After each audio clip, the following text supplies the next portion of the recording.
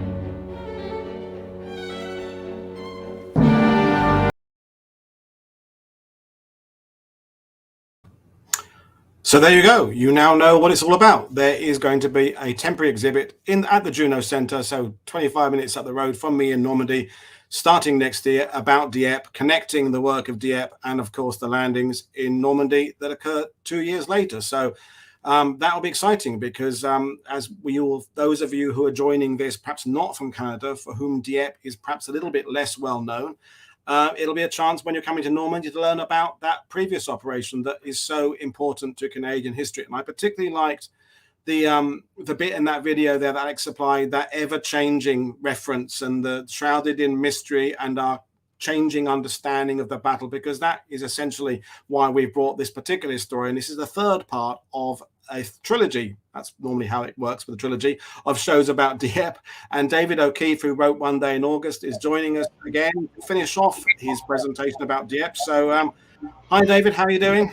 Good. How are you, Woody?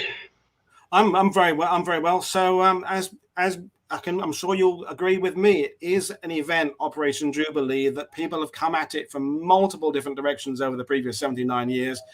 And of course, it comes with its baggage of emotion. And tonight, what we're going to talk about is the fact that we will maybe do some counterfactuals. We will possibly talk about the reasons behind it, of course, but we mustn't forget we are here 79 years on, and a lot of people were killed and wounded and captured during this. So that's our spirit, is to remember those that were there. And I'm sure you want to echo those thoughts. Oh, yeah, without a doubt. I mean, let's face it, in just between 6 and 9 hours, 1,000 Allied soldiers are killed, 900 soldiers, sailors, and airmen, of course. 907 happen to be Canadian. This is essentially a British raid, if you will, combined operations headquarters with massive Canadian participation, to say the least. And of course, of those, you know, casualties, 5,000 men hit the beaches, 5,000 to 6,000, depending on your count.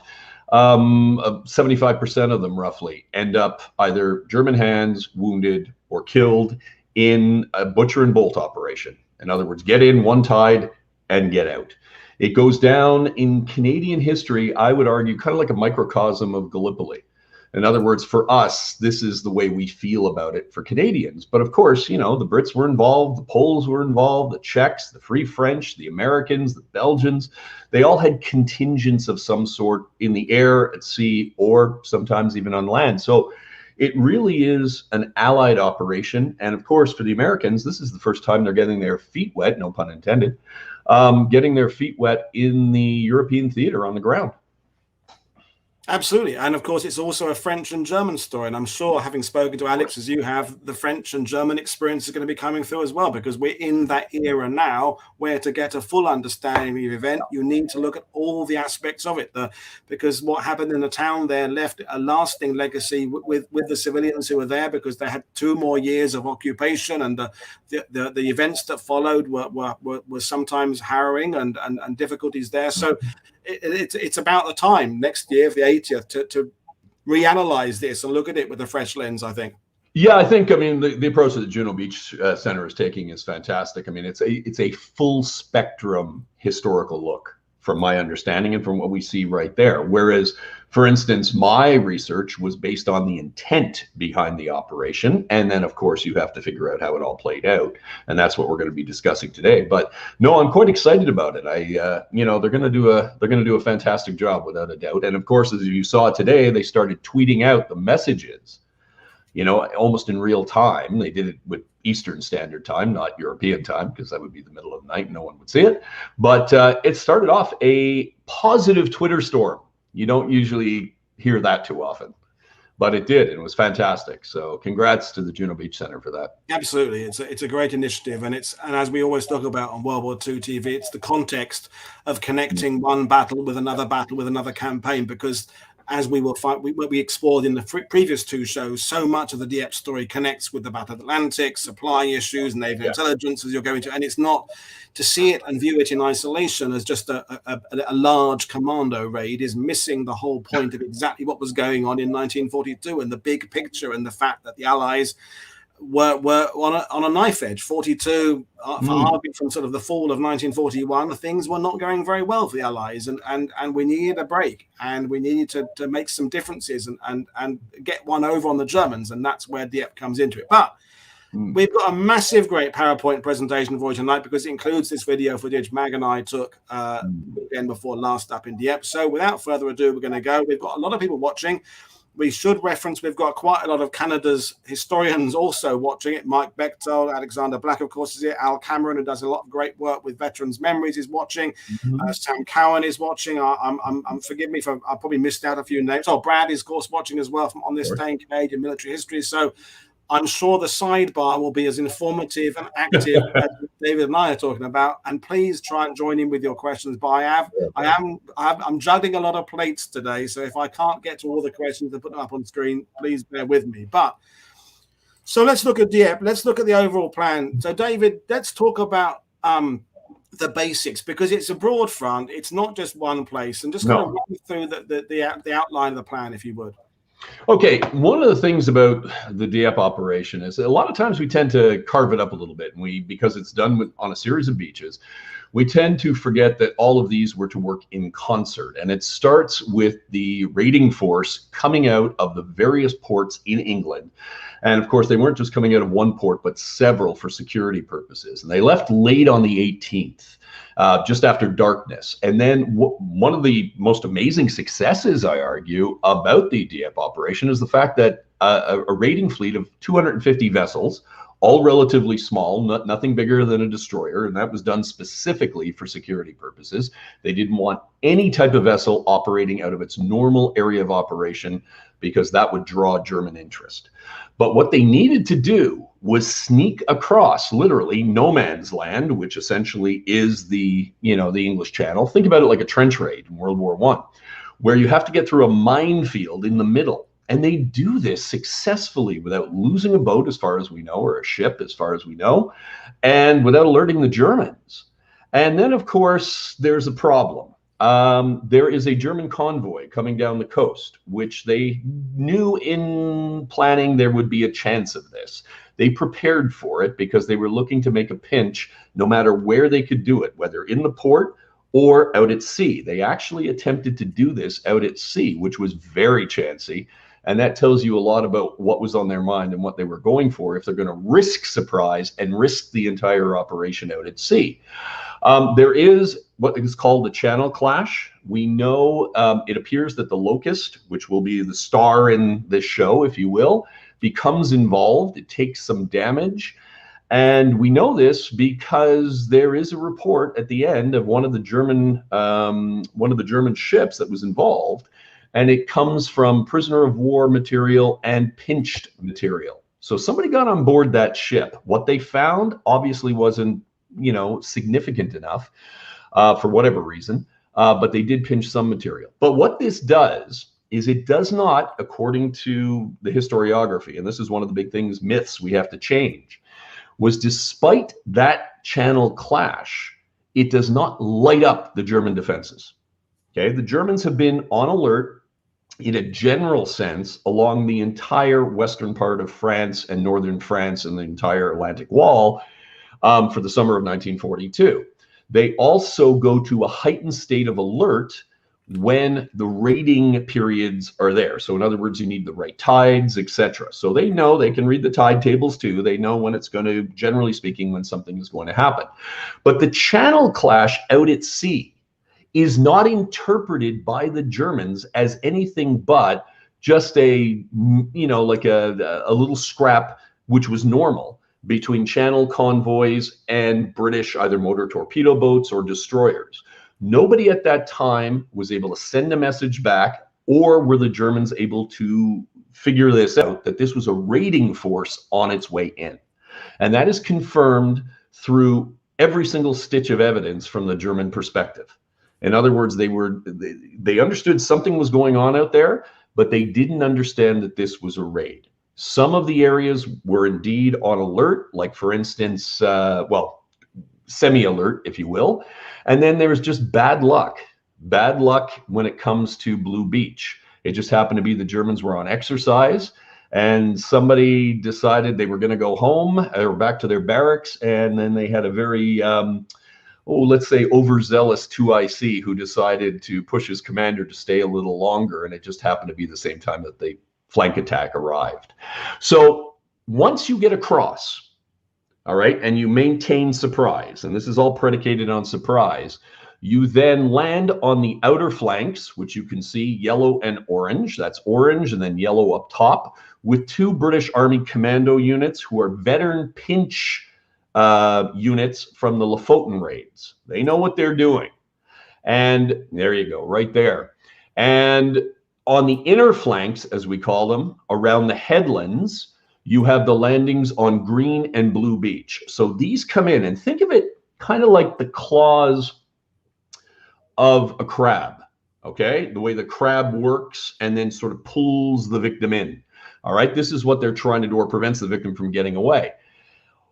Within a half an hour of this, now you've got the controversial frontal assault, which is going to come in over Red and White Beach.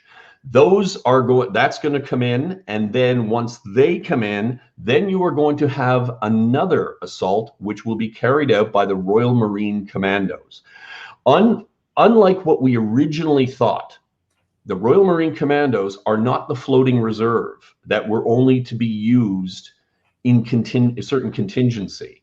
They were interwoven in the plan from the get-go, when this was in the outline stage, HMS Locust, detachment of Marines are there, and then everything else is built up around it. They are now going to come in once Red Beach, once the main beach assault goes in. They are then half an hour after this going to come barreling down into what we call the Gauntlet and into the harbor. So you can see how it all comes together. The reason that the flank attacks were so important, the two commandos on the outer flanks were to knock out gun batteries, because those gun batteries are going to make life for the raiding fleet offshore for the next 6 to 8 hours living hell if you cannot knock them out. And then for the inner flanks, the idea is to get the two headlands that overlook Main Beach. And if you can secure that, then in theory, the frontal assault will not necessarily be as deadly as it actually turned out to be. But again, like as I mentioned, in theory, no plans. There is, alas, a lot of in theory in today's show, and I don't mean that any disrespectfully. It's, you know, no plan survives first contact with the enemy, and Operation Jubilee is one such plan. And unfortunately, folks, we're going to have to go through a lot of these rather negative things, and we're trying to do it in the right tone. We're not going to start throwing around insults against certain commanders. It's just, it is what it is. What we're going to try and do is unravel it and explain the events as best we can chronologically, so that people watching will get an idea of what's happening. So let's move to the force, because it's, you know, interesting that it gets described as a raiding force, an attack force, an invasion force. I mean, the language used on various websites and books to describe it varies a lot, but, you know, a raiding force seems to be a suitable term. So, well, it's on their screen there for you folks. I mean, yeah, raiding force. Yeah, raiding force is appropriate in this case. Now, remember, this is not like an invasion of Sicily or Italy or Normandy. And this is one of the big problems. A lot of people link them up, but the architecture is completely different. This is not about getting ashore, staying ashore, establishing a bridgehead, building up a bridgehead, and pushing on to Berlin. This is about getting in, buying as much time as you humanly can between the two tides, and then getting out. All right, getting out with what you have come for. And so the allocation for this is roughly, all told, including air power, sailors, and soldiers, roughly about 10,000 men. You have 250 ships, as I mentioned. The biggest ships that you have are the destroyers, which are only 6 of them. And remember, these are precious commodities. You're at the height of the Battle of the Atlantic at this point. You don't allocate these resources unless it's absolutely in the vital interest of the Royal Navy. That was one thing that I think people have to understand, that combined operations is reliant on the Navy cooperating. In other words, the Navy always has a veto power by saying, sorry, we don't have the ships for this. So if they allocate destroyers, if they allocate landing craft, etc., you know it's in their direct interest. The other thing that's interesting are the gunboats. The one we're going to be talking about today quite extensively is HMS Locust, which was a flat bottom river gunboat that was supposed to be used on the Yangtze River for imperial policing, and it had served at Dunkirk, but now it has a particular mission.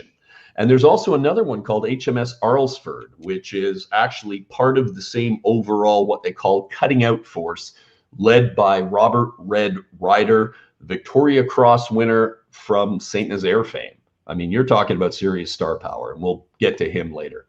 In the air, roughly 800 aircraft, mostly fighters, because they are expecting, and maybe even hoping for, a big Luftwaffe reaction.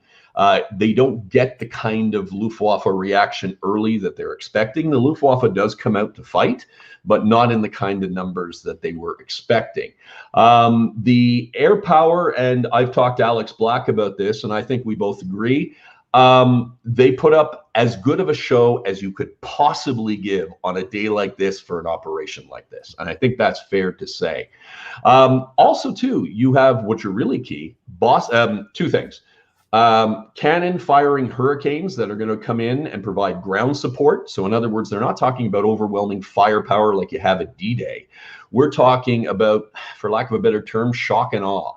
In other words, the idea is to suppress and the idea is to surprise. And in that mix, you're going to be able to pounce on your opponent. So rocket fire, or not rocket firing, but cannon firing Hurricanes are considered to be appropriate for this job. The other thing too, of course, are Boston bombers, which are coming in to lay smoke screens as part of the contingencies. And to get back to what you said a couple of seconds ago about various theories, one of the ways of working through the theories is to take a look at force allocation and contingencies, or branches and sequels as the Brits call them, built into the plan to understand what are the important aspects, and also too how the battle plays out. So in this particular case, you have a cutting out force in right from the start, and that's got about 350 Royal Marines based on 2 gunboats, plus I think it's a half a dozen Free French chasseurs. You have 5,000 men from the 2nd Canadian Division. It's not the full infantry division. It's actually 2 brigades plus a few little minor units that are going in. And then, of course, well, that's pretty much it, if I'm not mistaken. I think we've hit everything. You have engineers, you have tanks. Oh, by the way, the first use of, not first use of tanks in an amphibious assault. They were doing raids like this in the Mediterranean where they were using other types of tanks. But in this particular case, the Churchill tank is going to make its debut with the 14th Tank Regiment, which is the Calgary tanks, along with engineers, other specialists that are attached, etc. Well, brilliant. And we ought to, at this point, again, remind ourselves that we know this, the outcome of this is tragic. We know we talked about at the top of the show. And again, I want to just reinforce the idea that anything we talk about, counterfactuals and what ifs, the tone is always, we're doing this on the anniversary, and all these people lost their lives and many more were captured and wounded. And it's that within that tone, we're trying to get it across. And and it's the brevity, it's the fact was all within, whether it's 6 hours, 9 hours, depending on your point of view, it's in such a concentrated time frame. It is one of the most tragic days of World War II, regardless of the Canadian focus. For all people, it's one of the worst days, and hence why it gets discussed a lot. So, yeah, I mean, if there are relatives watching, we appreciate you being with us, and we'd love your comments on there. And we're trying to get the tone right between, say, remembrance, commemoration, also analyzing this battle and getting to grips with it. So we're going to be kind of wearing different hats, metaphorically, emotional hats and analytical hats at the same time. And hopefully you'll embrace the idea of what we're doing today. I mean, to put it in a bit of perspective for what you're saying, Woody, over 13 years, Canada was in Afghanistan. We lost about 192, roughly, just under 200 casualties or 200 deaths, which were horrible, obviously. But we're talking about 907 Canadians in just six to 9 hours. And you can imagine for a country the size of Canada at the time, that sticks with you without a doubt. Yeah. But, as you and I were discussing on social media, and I mentioned this, it doesn't matter how much research is done, how much changes our narrative, etc. This doesn't change. These men are dead, and, understanding why they were there, understanding what they were up against, etc. That's extremely important, but it doesn't change these basic facts, right? It doesn't change. These men are not coming home. So we're going to move on to terrain. And you asked me the other day, David, in one of our social media chats about my takeaway, having visited, and I hadn't been to Dieppe for about 20 years, and I still haven't quite formulated what my feelings are, but I will share with you what Mag, my other half, said. And Mag is a Normandy tour guide like myself. She has been to Pointe du Hoc hundreds of times, and Omaha Beach and Saul Beach and all those places. And the terrain of the Dieppe area, not just the main beaches, but the beaches east and west, she was amazed by it. And she said something about, I thought I'd seen everything at Pointe du Hoc, but now I've seen Dieppe. I mean, it's something else. And I think at this point is where we're going to talk about the German defenses, because in 1942, we know the Atlantic Wall had begun, but it was by no means even halfway complete. But there are certain places that have a geographical advantage, and we'll come to the reasons why the force is going to Dieppe in a minute when we talk about naval intelligence. But in terms of the Germans, it's a pretty easy area to defend, because you've got massive great high grounds either sides of of bays and beaches. And so, you know, this is a photo of a German photo of you know, overlooking it. And so talk a little bit about how the Allies had acquired the intelligence about the defenses. I don't at this point want to talk about naval headquarters, but just what they were expecting in the response nests either side of the city. Okay, well, first of all, I think a lot of people who may have gone to Dieppe, you have to realize that from an archaeological perspective, if you will, there is a layering of artifacts, right? Because as you mentioned, in 1942, the Atlantic Wall was nowhere near as beefed up or as, you know, relatively speaking, complete as it was in 1944. And of course, some of the defenses and some of the fortifications that you see in Dieppe today were actually built after the raid. So you have to be very careful about how you're working these things in. So what they were doing at the time, of course, you know, part of the tracks were laid down, if you will, for this operation by the Inner Services Topographical Department of Naval Intelligence. Essentially, they were going around, and you've probably heard this, asking people to send in various snapshots of this, of what this was like. And that was great for terrain analysis. But for fortifications, they had to rely on either code breaking, if they could get information from that, but that was kind of rare that you would be able to get the detailed. So really, it was a question of air reconnaissance is where they did most of their workup. And from what I understand, also from some of the resistance networks, etc., that would slip some information in. So you have naval intelligence and GHQ home forces working together. Eventually, they come in to do an intelligence workup. And essentially, if you boil it all down, they're saying that, and I know a lot of people have said, oh, it was the toughest nut to crack. In reality, they didn't necessarily think it was going to be, because the Germans at this particular point, and this is where it gets a little, the nuance, you have to bring in the nuance. The Germans use firepower over manpower. So they have been sitting there for 2 years. They have dug in the tactically perfect locations, and we're looking at it right now. You have perfect enfilade or defilade, depending on how you want to term that, approach right down the beaches from both sides. And also, if you tuck your defenses, which the Germans did, into the side as opposed to the facing of the cliffs, then you protect them from any type of supporting firepower out at sea, unless, of course, you are, crossing arcs of fire here, which in some cases they had to do. But a lot of this comes down to the reconnaissance aircraft who come in. This is the way they did their workup, and their photographs are incredible. I never expected to see anything like that. But you can see from the German perspective just what a commanding view they had.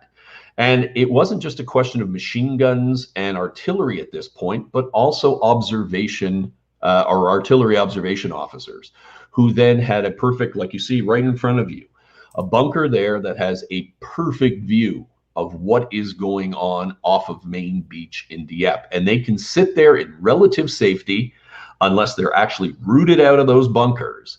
And they can call down artillery fire from various artillery batteries and mortar batteries, etc., in the area.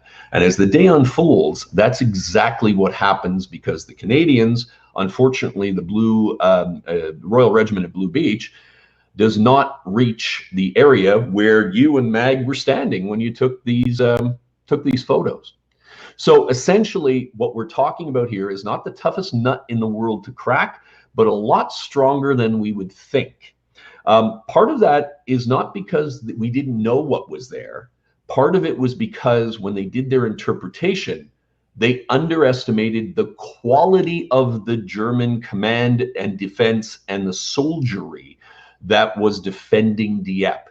Remember, in 1942, this is the peak of German power, right? Peak, the absolute peak. They've got troops up in, near the Arctic, in the desert, the west coast of France, and just outside of Moscow. I mean, they are literally at their peak. So even, quote, second stringers, as they were seen to be, were still highly professional troops, without a doubt. And the fact that they had sat there for 2 years, they now had every single inch of that ground taped, understanding what was going to happen if if the enemy did A, how would you react? Or if they did B, how would you do it? Even for calling in artillery, instead of using the normal 6 grid or the 6-digit grid, right, that you would use, they just had 2, A4, A6, A8, whatever it would be. That's how familiar they were. I mean, this is ultimate home field territory for them. Yeah, absolutely. And again, this footage is all what Mag and I took in Dieppe a week and a half ago. So you can see we've got footage from the other side later on, folks, when we get towards White Beach. But this at the moment is from the east. And all this is going to, we'll play you other clips later on, but this is trying to set the scene of later on when we're talking about what becomes the gauntlet of exactly what HMS Locust was under fire from. And just, you know, as despite what David said about the aerial reconnaissance photos, information, you're never going to get a complete picture that way. And when you see my next little film in a minute, there's in the chalk cliffs under where I'm walking now, you'll see there are more bunkers under there that some of which have been identified by aerial reconnaissance, some perhaps hadn't been. But you're talking about some. Even though you're quite absolutely right, of course, the bunker number increased as we got to 1944. The fields of fire, the natural geography didn't change. I mean, it's that old adage of one guy there with an old French First World War cannon can do a hell of a lot of damage from that position there. So it doesn't, and a concrete bunker doesn't necessarily give you anything that the location itself won't give you anyway.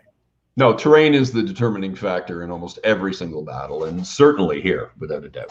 And here, another bit of footage. This is now from down on the quay, and this is the east side. So you now see what it's like from underneath. So David, explain a little bit more about what we have within the cliffs. And as you go around the corner, folks, to where the ferry port is now, there are massive, great German constructions, almost like the U-boat pens you see in Saint-Nazaire or La Rochelle. So.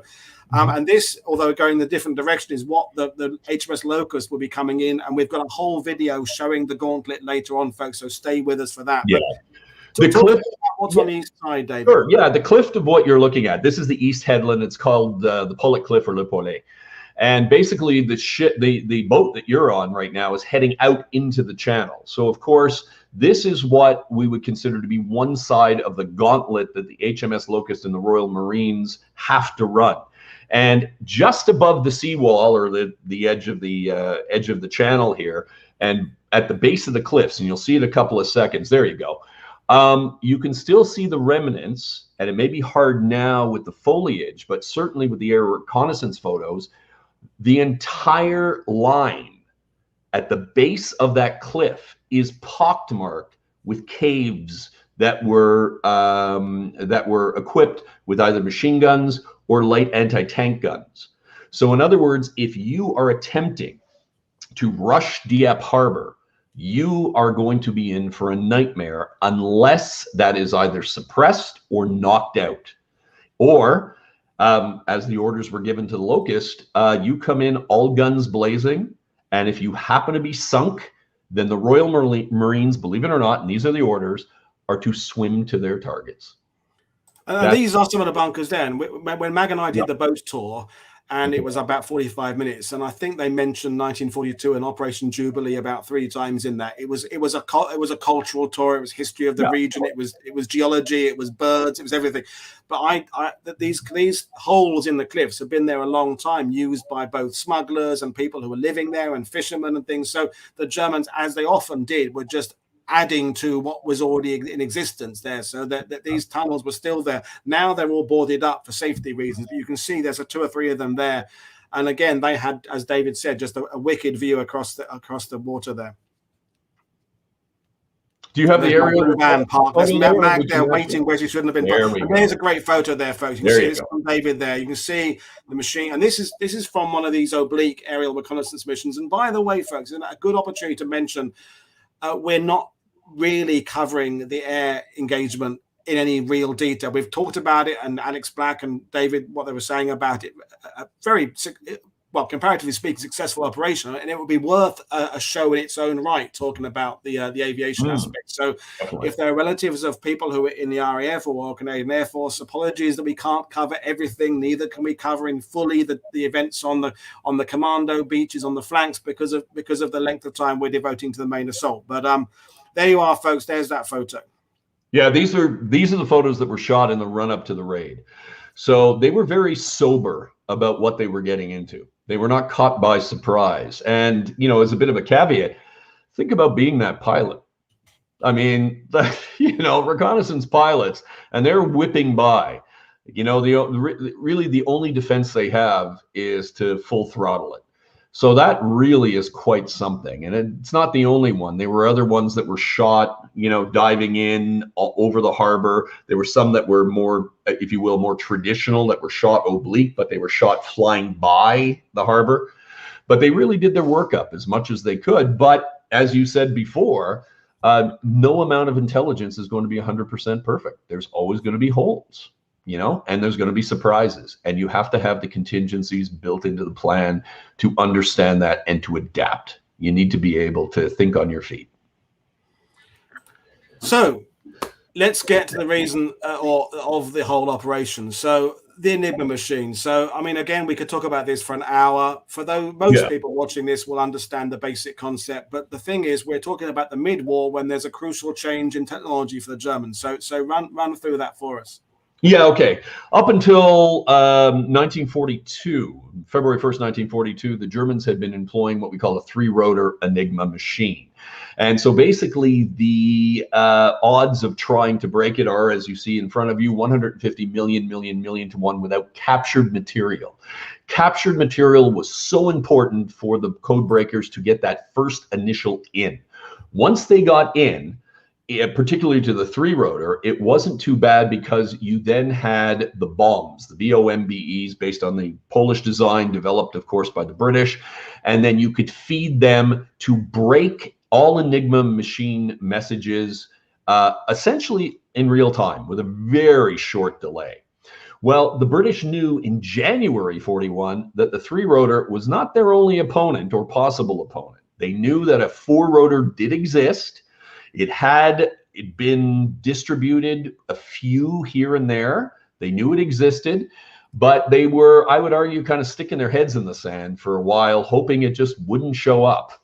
Unfortunately, the success that they had against the three-rotor in 1941, and then their attempts to continue to put on pinch operations, like the first Lofoten, about 12 of them out in the North Atlantic, and then another one at Lofoten, kind of pushed at least Admiral Donuts, the U-boat commander, into not only distributing them to his U-boats, but on February 1st, going over to them.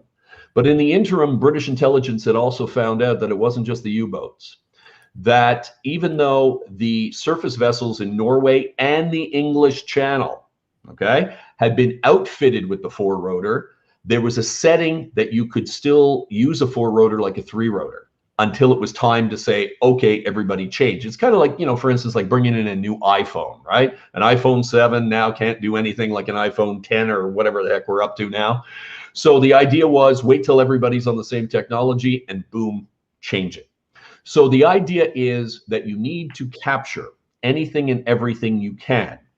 Now, capturing the machine can be extremely important if you capture it completely set up. Bletchley Park by this time already understands for the most part how it's wired, etc. But remember that the key to an Enigma is how it's set up every single day. And if you don't have the instructions how to set it up every single day, then you're stuck with, as you can see with the four-rotor version, a 92 septillion to 1 shot of breaking it. So capturing material that would either bust open the front door and allow you to consistently defeat this encryption machine, or, as they were doing before, and they looked at Dieppe as well for this, capturing any type of code or cipher material that would allow you to get what were called cribs. And then you could then try to get in the back door of Enigma that way. So in this particular case, not only did they suspect that the four-rotor had been outfitted and was being outfitted not only to ships that use Dieppe, but as Dieppe was the only supply point in the channel, or it was a big one, they kind of figured, hey, you know, it's going to be the pot of gold. Not only can we get our hands on a machine and perhaps set up, but perhaps even more importantly, the cipher aids. All these cipher aids that then allow the cryptographers at Bletchley to do their job. Kind of like if you get a bit of a cheat in either a video game or you get a cheat for a crossword. Once you get one or two words, then you can start putting things together. Now, the key is, of course, the Germans never suspected that the Allies had created something like Bletchley Park, a machine, a factory, if you will, of cryptography that could consistently break their messages. They did assume that, because of normal operations, of course, every once in a while, a machine is going to fall into enemy hands or the code and cipher material, but everything was changed on a monthly basis. So, no harm, no foul. What you need to be convinced of, and think about the enormous financial outlay, right, of retooling your, encryption machines, is that you have to be careful if you're naval intelligence. You don't want to push the Germans into a complete overhaul, but at the same time, you've got a little bit of flexibility, knowing full well if you can cover up what you're doing and get away with it, they may temporarily suspect a bit of compromise, but never to the point of fundamentally overhauling it. Okay, and that's where we talk about pinch doctrine, and we did that in the last two shows. And yeah, folks, if you haven't seen those two shows, go back and watch all that, because it'll fill in all the details of that, and it's giving us the edge in the Battle of the Atlantic. It's giving us the edge in the Mediterranean. It's just, you'll find all that in another show there. So that's why Dieppe, because it's a busy naval port, and they have these documents, and they may have an Enigma machine, which will give us this head start. So let's now get to the that's the reason for Dieppe. So we'll run through it again briefly, David. Yeah, you can see the targets, and this is interesting. This is in the plans. What you see on the left is actually what they were expecting to find in the port, and all of them either would have had the Enigma machine, or they would have had the lower level codes and ciphers that are used for the back door. So they know, or at least they suspect, that they are going to hit their proverbial pot of gold by going in. And that's just on the ships. Then if you have a communications supply depot, then you are going to get stocks of cipher material that will be distributed in the future. And so that's also what they're looking for. These were considered to be, by naval intelligence, A1 targets, okay? Targets that were considered worthy of sustaining heavy casualties to obtain. So this is not something that, I'm just simply making up. This is what's in the files, and you can just go through them and put it all together. So in this particular case, not only do you have the ships in the harbor, but you have a supply facility, which they believe is somewhere in the harbor, and of course, naval headquarters, which was, they suspected, in what was called the Hotel Moderne. Now, what you see in front of you is fascinating. This is something I discovered a couple of years ago, actually, after the first edition of the book came out. This is one of the earliest known planning maps from the raid. And you can tell it's when it's still an outline plan because of the timings. Now, the fascinating part is, by this point, Naval Intelligence and GHQ Home Forces and their intelligence workup had already found all different types of other headquarters and sub-headquarters, etc., in Dieppe. But the only one that's marked on this map right from the start is right there in the center. What they suspected was naval headquarters in the Hotel Moderne. So right from the start, that is what is their sort of North Star. Okay, they are using that as a reference right from the beginning. And you can certainly understand with taking a look at the location, you have all the ships that are lined up, berthed along the quay. You have naval headquarters right there. As a matter of fact, what you're seeing right now is a photo that was shot sometime around the period of the Dieppe raid. And that's actually Les Arcades Hotel, where, Paul, if I'm not mistaken, you and Mag stayed? We did, yep. Yep, there you go. And right across a tiny little street, just to the left of this, there you go. Les Arcades is on the right. And what they suspected was the Hotel Moderne on the left, or actually what in reality was the Hotel Moderne.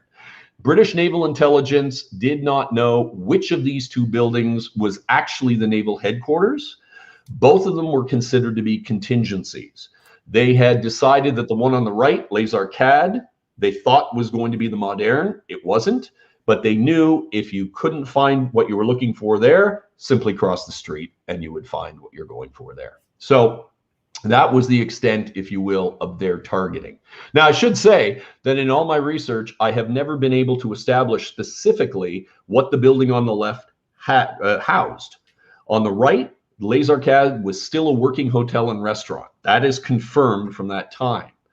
So it'd be fascinating if there's anybody listening now who's on the, on the scene in Dieppe and can do a little bit more research. It would be interesting to see what just how accurate British intelligence really was when it came to what was housed in that building on the left.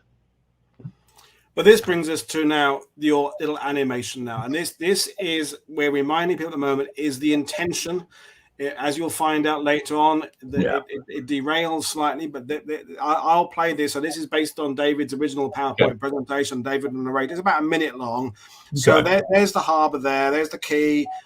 There's the main beach there, Red Beach, and then here's the naval headquarters that we've just discussed there. So I'll play that, and then David can comment. Yeah. Well, what you're about to see now is something that we never knew before, and this is something that's only come to light in the last 10 years based on the research.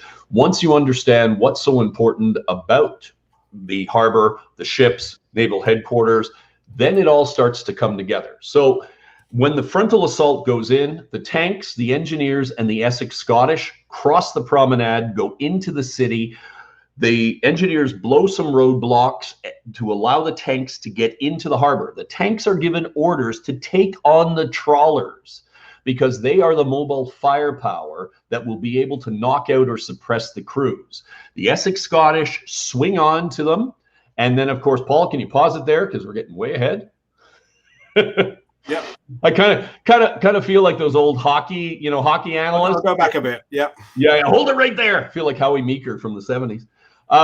So as a result, the engineers have to get in, blow the roadblocks that are in those tiny little streets to allow the tanks in. Once the tank's in, they go to work on the trawlers, and then the Essex Scottish will swarm onto or three companies of them will swarm onto the ships. Two companies. One company will take Naval headquarters, and another one will put suppressive fire down across onto the base of Pollock Cliff. Now, the Essex Scottish are given orders to search for a naval code book and to tie the hands of any prisoners they get to prevent them from, quote unquote, destroying their signals documents. So as a result, and this is something that a lot of people don't realize, is that order that Hitler gives after for prisoners of Dieppe to be shackled comes from the fact that they captured the orders. There was one set of orders that were taken ashore, and these were captured. And in the orders, it mentioned that. And allegedly, there is some stories about finding bodies that had their hands tied. That's never been confirmed. But as a result of that order to tie hands to prevent destruction of signals documents, unfortunately, people like, Jane Polton Turvey's dad and all the other men who were taken ended up suffering the shackling, which is interesting. And we never realized that. Well, once that happens, once the Essex Scottish, with the cooperation of the tanks, with the cooperation of the engineers, go in, a half an hour after this, the HMS Locust and the rest of the cutting out force, which includes two strike forces of Royal Marines, one nicknamed Tiger, the other one nicknamed Roberts Force, are going to come barreling down what you see at the top, the inner channel, what we call the gauntlet. And this is not a contingency. They are not the floating reserve. They are running the ball in, without a doubt. This is, in the minds of the planners, this is their touchdown drive, if you will. So there are signals that have been prearranged, and the signals are two things: either a radio message coming from the Essex Scottish or flares that will go up, green and red. Now, you would think that green and red would be stop and go. In other words, things aren't going well, stay offshore. Things are going well, come on in. Not at all. They denoted hot or cold, what kind of reception you were going to get. So green meant we've suppressed the Germans in the harbor, you're going to get a cold reception. Or red, we have failed and you're going to get a hot one. Either way, and this is the significance, the Royal Marines are coming in come hell or high water. The only caveat with that is if they are hit out in the channel to the point where they're going to be sunk, there's no point. But if they reach the harbor mole, which we'll discuss in a minute, and you'll see this, that's their point of no return. Once they breach and they are in the harbor mole leading to that channel, all bets are off. They are to come in guns blazing. It's boys' own, if you will. And if Locust is sunk, the orders are to swim in the waters of the channel to the various stairs that line the harbor and climb up and fight to your objective. That's the kind of, if you will, winner-take-all kind of mentality that they have coming in. But the key is, as I've just mentioned, the overwhelming coordination and cooperation of multiple units with multiple contingencies built in to capture this material. This is something you don't see. Once that is done, that's the infiltration. There's also an exfiltration plan. The exfiltration plan is to send in an R-boat, which is fast. The Marines collect all the signals material that they have captured, not only from naval headquarters, but also from what the Essex Scottish are handing over on the ships. That is all put onto an R-boat, and it is whisked out, believe it or not, of course, to Ian Fleming, who is taking part in this operation. He's on the Fernie, and he has orders then to, I assume, jump into the R-boat and take that all the way back to England. So what you have is an infiltration and exfiltration forming a pipeline. You don't have this. This is not like Jack Niesenthal, the radar specialist, who's tagging along, if you will, with the I think it's the South Saskatchewans, if I'm not mistaken. Yeah, South Saskatchewans. And he's going along, and if he happens to reach his target, fantastic. But there's no infiltration and exfiltration. There's no multiple contingencies. There's no incredible allocation of resources for this, etc. And then, of course, the engineers continue to go to work to cover all this up in the port by blowing the crap out of everything. They literally were going to wire everything, rubble the entire place. And that way, I won't say it removes completely any suspicion in the minds of the Germans, but reduces it dramatically, because they can't figure out if anything. You hide something small among something big, all the way down. And this footage now, folks, is again from the period, and it reminds us of what a bit of that gauntlet run is going to be like. But we've got the gauntlet thing coming up later on, and this shows you again what the harbour looked like then, and where you'd expect to see these trawlers and these German ships. And this is all what David was saying about the potential of finding documents and code books and just anything. Just shove it all in bags and take it back and let the boffins analyze it, essentially. Yeah. Let me jump in, because we know from the German sources that they actually had a special security detachment in the port operating while the raid was going on. They had already thought about the possibility of losing some signals material, and this unit actually went into operation and disposed of 5 bags, 5 bags of signals material. So you can see that it was rather sizable. And of course, you know, I think I mentioned this in the last show, you can't make this up. I was in stitches in the archives when I'm reading their report. The German report talks about the fact that the 5th bag, because what they did is they filled the bags up, and I guess they put weights in them, and then they threw them into the harbor, because the signals material is all water soluble. So all you do is you soak it, and then that's it. Well, the 5th bag, for whatever reason, didn't sink. So they started shooting it to try to sink it. And then somebody got the bright idea of throwing a grenade. Well, the grenade apparently landed on it, blew it up, and showered the whole area with the documents they were trying to destroy. And in the report, the Germans list the documents that were in it. And they are, without a doubt, signals documents. So we know that, well, we can assume, based on that, that there is in the port what naval intelligence thinks there's in the port somewhere. And I've left on that photo there, folks. I know David wants to remind everybody, you can see now why there is a full frontal assault there, because of just how close that bit of beach, which is Red Beach, is. It's, in American terms, it's 2 blocks there. Well, one including the green and the promenade, then 2 blocks there, and boom, you're right in the harbour there. And then the Locust comes in there as part of the plan as well. If you land somewhere else, you haven't got that direct approach, and hence why there's this absolutely full frontal nature because of the need to get to this headquarters building and to get to these ships. So we've confirmed that. And there again is another period shot right? of the key. Yeah. Standard part of pinch doctrine is to get on your enemy fast before he can react, because as soon as first contact is made, the clock is ticking. So you want to have the shortest route possible to your target. You ought to mention these gentlemen. Oh, yes. This is X platoon or 10 platoon from the Royal Marine Commando. They were the ones that were tapped on the shoulder by naval intelligence, particularly Fleming, to be the ball carriers, if you will, to affect the pinch. And when you take a look at the Royal Marine orders, which is something that we never I was able to discover during my research, and we have no other operational orders for specific units except them, you can see how important their operation is. They are not tagging on.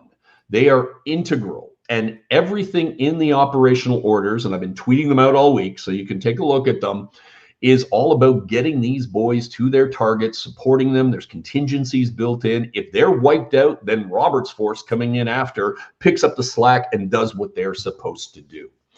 Now, the interesting part, of course, is the gentleman in the middle, the officer with the yeah, there you go. Herbert Oliver Huntington Whiteley. He was, of course, the grandson of British Prime Minister Stanley Baldwin. He also was a relative of Rudyard Kipling and two other men who were the head of the Academy of Arts, whose name escapes me now, two famous painters, or two famous artists, I should say. And that's one of the reasons why he was tapped on the shoulder for this, because British intelligence was very, they like to count on families, if you will. Families they could trust. Families who were connected. Families came from the aristocracy. We've discussed that so many times. Yeah. With Damien Lewis and others. It's an old boy network. Yeah. I mean that in a nice sense. It's you. There weren't adverts in newspapers who want to come and do special stuff with a weird group of people. It was all about meeting the right person who knew you from school or from a club or from something. And people were recruited at dinner parties on the circuit. And that's which is why, we could go down the whole Ian Fleming route. Ian Fleming has so many fingers and so many pies because he was part of that social military gentleman's club network that everybody knew everybody else. Yeah, without a doubt. And, the amazing part, and you and I have talked about this before, Paul, and I think we did it in the earlier ones, where, I'm a college professor and I'm looking at my class right in front of me. They're between 17 and 21, 22, 23. Herbert Oliver Huntington Whiteley was only 21. Paul McGraw, who is in the standing in the middle row, second from the right. Keep going. Keep right there. Paul McGraw was the gentleman that we interviewed in Dieppe Uncovered, and he was all of 19 at the time. And he was the average age for this particular commando unit. Now, of course, when they were being trained, they were not told the significance of what they were trying to capture, but they, in the sense of what it would lead to. But without a doubt, they were shown specimens of the Enigma machine, specimens of the wheel, specimens of the documents, etc. And this unit is carved out of the Royal Marines specifically to pinch Enigma-related material. That's what their raison d'etre is. Okay, so it's nothing else at that moment. They then become the nucleus after the Dieppe raid for the 30th Assault Unit. And of course, if I'm not mistaken, I think you have a show coming up on 30th Assault Unit. I haven't exactly planned it yet, but it's in the pipeline. Yeah, about the Wool Force and Pike Force, what they did on June the 7th, in fact, in Normandy. That's all coming up later on. And so we'll run through again. You've seen this before, folks. So here's the whole raiding force. I'm giving David a break because he's been talking a lot, and then just a reminder of the pinch force aspect of this. And there's Ryder there, Red Ryder, VC, San Nazaire, who's leading as part of it here. So this is all about what David was explaining, this key part of the mission, or the purpose of the mission, which is to get this naval intelligence information. So we're up to speed now. I think, and Tone there, my friend from the Philippines, saying it's the first time he actually understands what the plan is about. So Eureka, this is the whole point of the show. We're trying to actually explain it. And then, of course, we're going to go into actually what happened and the tragedy and the disasters on the beaches. So 25 years, I can go home now. Thanks. Appreciate it. So, I think, do you want anything else you want to say about these images here, or have we covered that now? No, we've pretty much already talked about how everything was going to be broken up. You can see up on the top, that's HMS Locust. And of course, HMS Locust, river gunboat, flat bottom, of course, which is perfect for navigating in the shallow waters of the channel coming into Dieppe Harbor, the inner channel, not the English channel.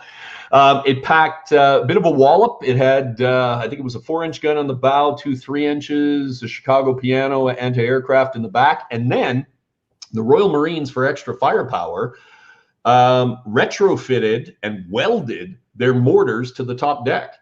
So they could provide either HE or they could provide smoke fire, more smoke coming in. And this is definitely lessons learned to San Nazaire, is it? This is all the same stuff you see from that, with welding extra bits of gun firepower on the front of boats. It's just a go in there, all guns blazing. No. Well, also on the bridge, and I'm glad you brought that up, because on the bridge, the cutting out force commander Red Ryder and the captain of Locust, John Stride.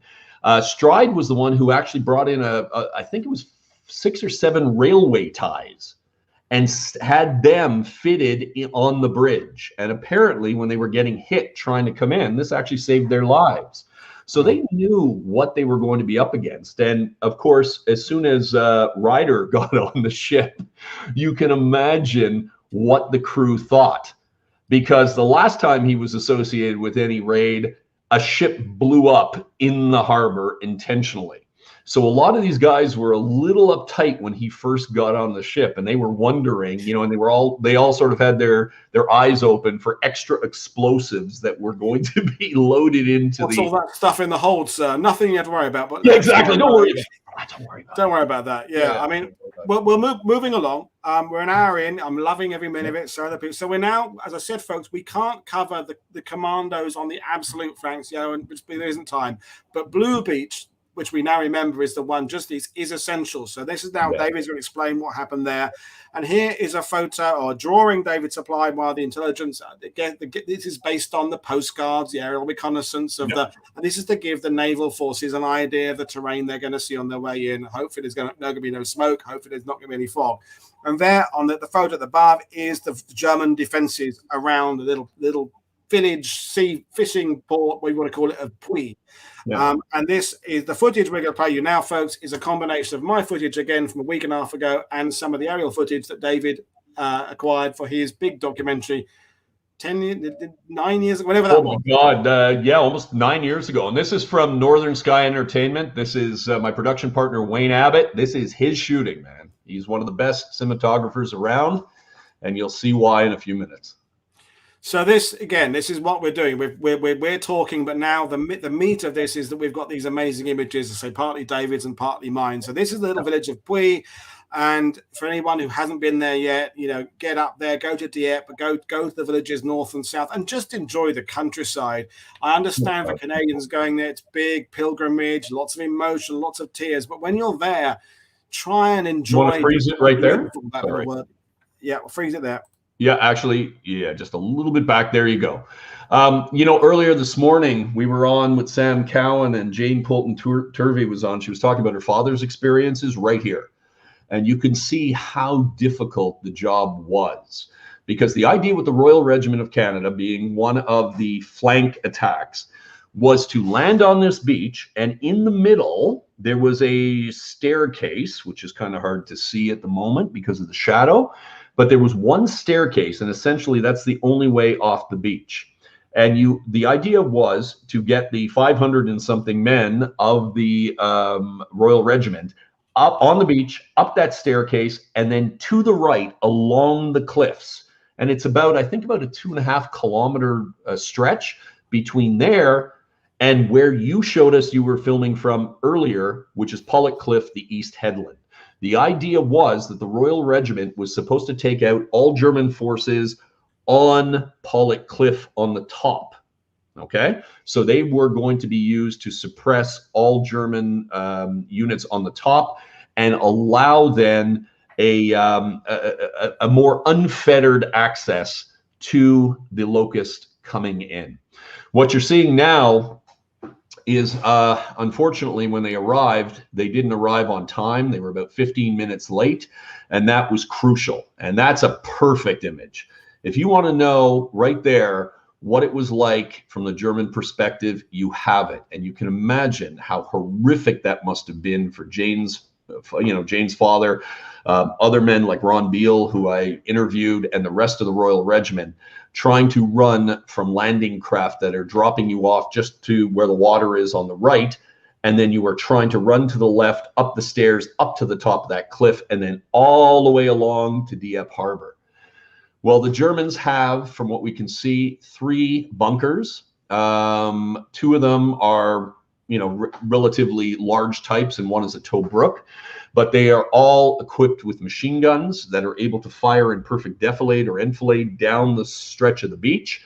They had another bunker, which was discovered later, just where the stairs are. There was a trench above that. And then, of course, they were also on top of the cliff. So when the Royals arrived, they didn't really have a chance because they were supposed to do this in darkness. They arrived in daylight, and the Germans just cut them apart. And the 3 waves that came in met massive machine gun fire. There was a small handful of men under their commanding officer, Lieutenant or Colonel Doug Caddo, and they were able to get up to the top, but there was only a handful of them. The rest of the Royals were pinned on the beach, being ripped apart. And then Caddo attempted to make it down to his objective, but at the end of the day, had too few men to do anything with. And basically, they were just pinned down there. They couldn't go back. They couldn't go forward. And it was absolutely horrific. This has a huge impact on how the Dieppe raid comes apart. Not only here, but what happens, of course, on Main Beach as well. Now, there are contingencies. A lot of people don't realize, not contingencies on the beach per se, but contingencies when it comes to the eastern headland. There is supposed to be a massive smoke screen that is going to obscure German view of anything that is trying to penetrate into the port.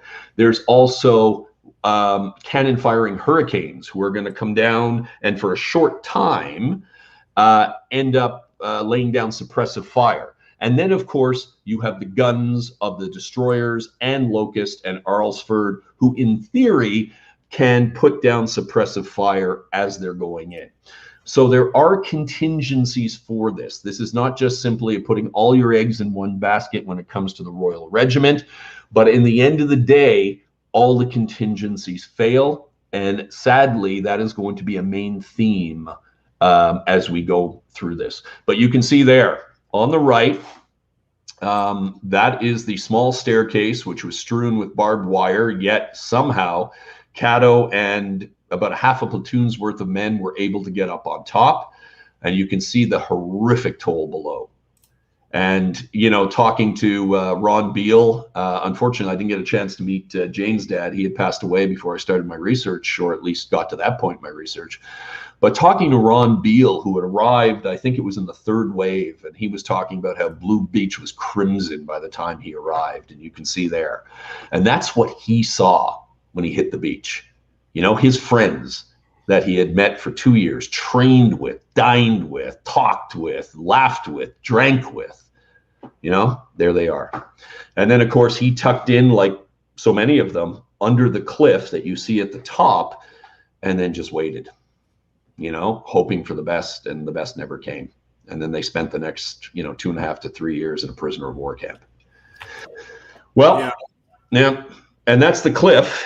This is now for us in terms of understanding for those, because it's fascinating today because we've got people watching this like Alex and Mike and Sam who know this story intimately, and we've got others who don't really know it at all. And it's interesting and fascinating watching the reactions. Some people know the tragedy that's going to unfold. Some are discovering it for the first time. It's really that's what I love about putting these shows together is the combination of people we get joining us for these, and it would be a bit pathetic if it was just me and David talking to each other. So I'm glad you're all here, folks. It makes it a bit worthwhile, all this preparation we've done. It's, a lot of work. Just to quickly pick up the main beach and the harbour. Yeah, just to pick up on the Blue Beach story. What you see on the left of this photograph, right there, that would be where the Royal Regiment would be coming from. and their objectives are all along the top of the cliff. There you go, right there. And of course, you can see how tactically important that is for suppressing or rooting out the Germans on top, knocking them out. Because essentially that east headland is the key to allowing entry and exit from Dieppe Harbor. Okay. And I think this is confirming the point. When we showed the footage earlier from those eastern cliffs, and we talked about the bunkers built into the cliffs and the field of fire and the when people talk about Dieppe as being hopeless and ridiculous and futile, there are elements of it that are cut. That if it had gone well, these contingencies have been planned for. They're hoping to have a force there to eliminate these German positions. Yeah. So, okay, we now know it didn't work, but there are some elements of the plan, the leadership that are open to question, but there are also bits of it that are solid. Exactly, and as I mentioned earlier, you not only have the Royal Regiment, which are supposed to get up on the top, you have smoke screen that's supposed to come down. Then, of course, if that all fails, you have the direct fire of the ships offshore. You have the cannon firing Hurricanes. And also, too, actually, sorry, Woody, can you go back? On the right, over Main Beach, right there, if all goes according to plan, you have one company of the Essex Scottish, which are on the side of the inner channel, firing across, laying down suppressive fire on the caves that are at the base of Pollock Cliff. So you can see how the planners are conceptualizing this, right? They are, again, think about kind of, and I'm sorry, Woody, I know you're Brit, but, you know, North American football, where you have an offensive line that is going to create the hole for the running back to go through. And that's, you know, that's about the simplest way that you can put it.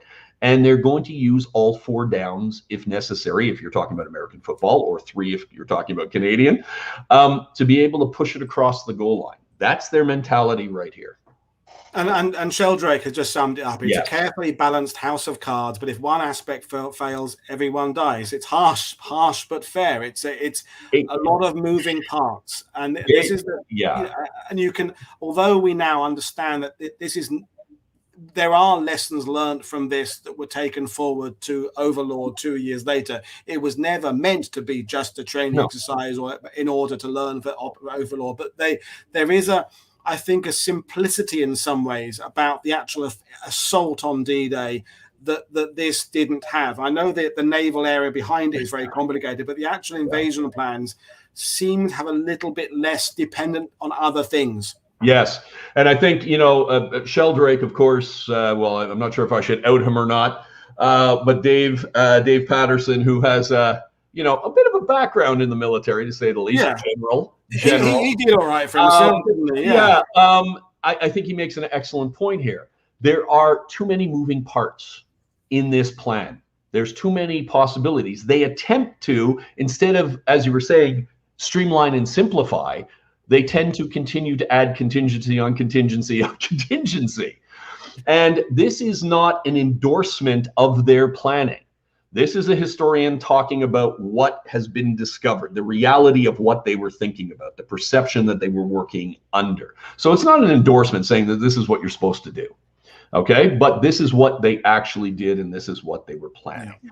So yeah, there's a lot of moving parts here, and that's one of the big problems. And then, of course, sometimes you get to a bottleneck that they just, for whatever reason, never thought about a contingency for, and we're going to get to that in a couple of seconds. Get that in a minute. So we're moving up to the assault on the beaches now, and again we've got some. This is now this is a bit of footage of it. Kind of it skips about a bit, but while David's talking, it's a bit of the air battle, a bit of the naval approach. I'm sure some of the footage isn't even from Dieppe, but it gives us a feel of what was happening. This is definitely up there. This is silent while we're talking there. So let's talk about the assault on the beaches. Let's describe the terrain of the beach. We'll get to a clip in a minute of the shingle or the shade, whatever you want to call it. But run down the terrain of that beach for those who haven't been there. Okay. For those who've never been, if you're coming in, for instance, on a landing craft, your point of view, you are going to see the 2 headlands on each side. You are going to see a row, as you will see in a minute, of hotels that are off the beach, behind the beach, but in clear view. You have a chert rock beach, which essentially are rocks the size of your fist, and it's not sand, so you're not digging in if necessary along those lines. And also, if anybody's ever actually gone there and tried to run up the chert, you know how difficult that is. So the idea was to land on the chert, get up off of the chert onto what is called the seawall, then across about 100 yards of open terrain called the promenade, and then you reach, I believe it's the Boulevard de Verdun, and then that's where all the hotels are on the Boulevard de Verdun. And there you can see right there, that's the chert right there. And they're landing on the right. That's the western headland. The eastern headland is kind of like to our left and behind us. And this is Red Beach. That's actually White Beach coming in. And then you have to get up off the beach, over the seawall, and then cross the promenade into the city streets. The engineers have to blow the roadblocks for the tanks, and then everybody springs into action in the port, okay? Kind of like that famous, the famous line from A Bridge Too Far, thunderclap surprise, right? That boy's own attitude. The what is it that Ramsey called Mountbatten?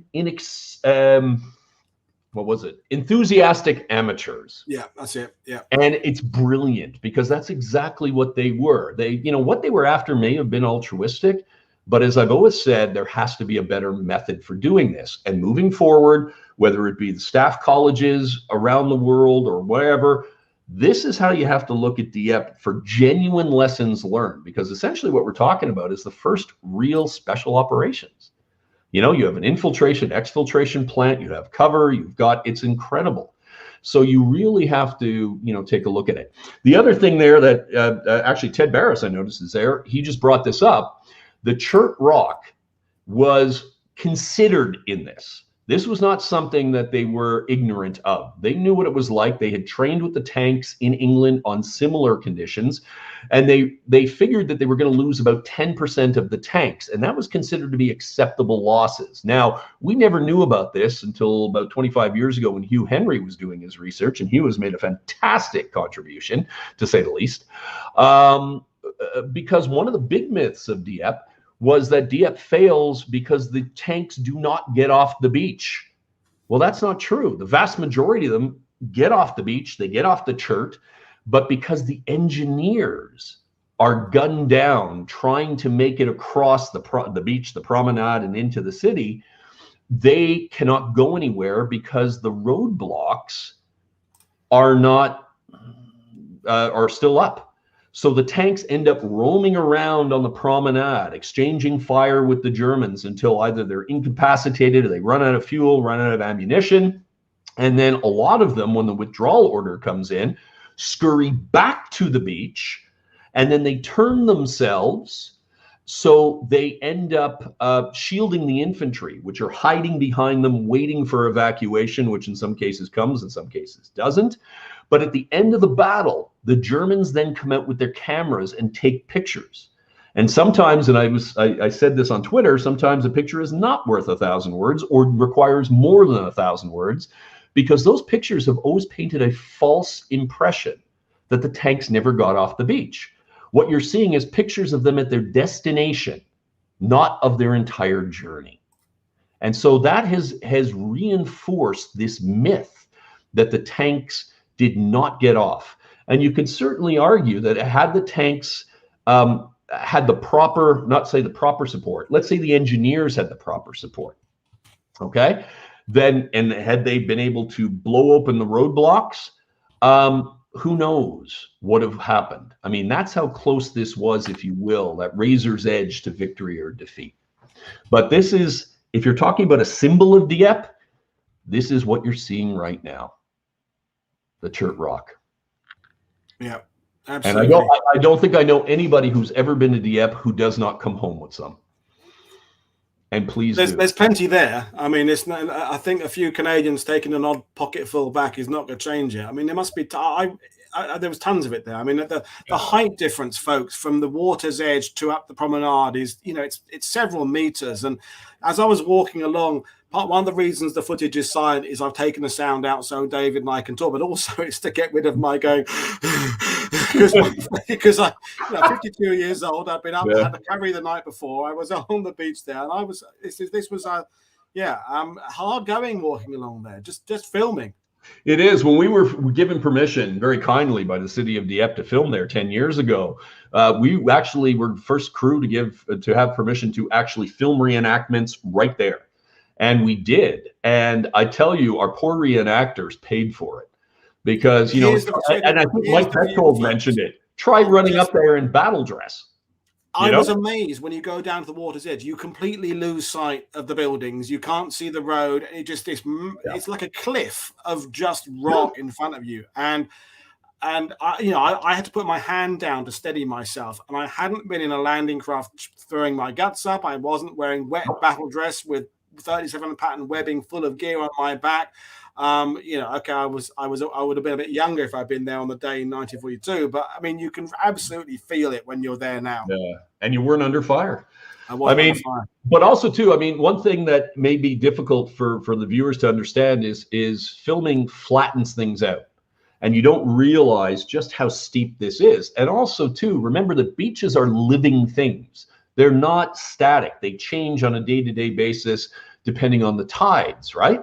So as a result, sometimes the angle or the gradient can be a little steeper or a little flatter depending on the kind of day you have. And there you go. Look at that. That is the POV of either the Canadian infantry, the men in the Calgary tanks, or the engineers coming up over there. Now, imagine trying to get up and through this. You're taking fire from the left headland, the east headland, which you could see just to the far left where the crane is. You can see the church, Notre Dame de Bon Secours, I think it is, on Pollock Cliff. You're taking fire from there. You're taking fire from the hotels in front of you. The Germans have trenches and bunkers on the promenade in front. And to the right, there's a battle raging with the Royal Highland Light Infantry in the casino. And of course, the poor units at Green Beach, the Cameron Highlanders and the South Saskatchewan have not been able to take the eastern headland or the western headland. So, and there you can see it right there. So fire is pouring down on both the men of the Essex Scottish and the Royal Highland Light Regiment, the engineers, and of course the tanks that are storming in on this frontal assault. And, this is Dieppe. And I think just while we've got this footage playing, remember, folks, we are 79 years on. These events were happening earlier in the day than where we are in the evening now. But it is sobering to think about what happened here. And although we're talking about the plan and the unfolding of the plan, and as I said, there'll be some counterfactuals later on. This footage is amazing, and we're glad to bring it to you. And this is what we can do now. The fact I wasn't even doing this on my proper camera, I was just doing this on my phone, and it's 180p Blu-ray quality. It's amazing how we can bring battlefields to the world now through the medium of YouTube. Amazing stuff. So we're going to move on a bit because we might come back to some of that footage later on, because we're talking now this bit what David was talking about, the Essex Scottish moving their way through to the quay now. So again, I was there last week. This is what it's like moving down the street. So remember the story. This is now about infantry and Churchill tanks that go off the beach and hopefully engineers. And this is what they would have seen. This is my footage, and you'll appreciate the streets get quite narrow but you can see the objective. The key is at the end there. So this is what it'd be like. This is great, Woody, because it really gives you an idea of a couple of things. First of all, this is the reason why they canceled the strategic bombing, or at least bringing in the heavy bombers, because you can see this is already difficult to navigate, particularly with giant concrete and steel roadblocks blocking each one of these. And the idea was the engineers were going to get in, they were going to wire them, they were going to blow them up, limit as much as possible the kind of rubbling so you don't block entrances. And they had a series of contingencies. In other words, they would go from street to street to street if necessary to find a way in. And then, of course, not only do we have the Essex Scottish coming down these routes and then fanning out in the harbor. So basically one company around the Hotel Moderne, two companies onto the ships, and another company that is putting suppressing fire down on the base of Pollock Cliff. But you're counting on the tanks getting through here to provide overwhelming mobile firepower to take on any of the shipping that's in the harbor that still has its crews and can use their guns in defense. So this is what, if all went according to plan, you would have seen the Essex Scottish, the engineers, and the tanks exploding out of here, if you will, right into the harbor. And again, like I said, if all went well, taking the German crews, if not by surprise, at least off guard, swinging down. And of course, they were prepared to kill them, take them prisoner, whatever it took to be able to get on the ships to capture the material that they needed. But you can see how difficult it is trying to get through these streets. And this is really where Dieppe comes apart. Because as we talked about it, and we talked about contingencies and moving parts, the big failure, in my opinion, there was no contingencies if the engineers were gunned down on the beach like they were. And that is one of the biggest lessons of Dieppe.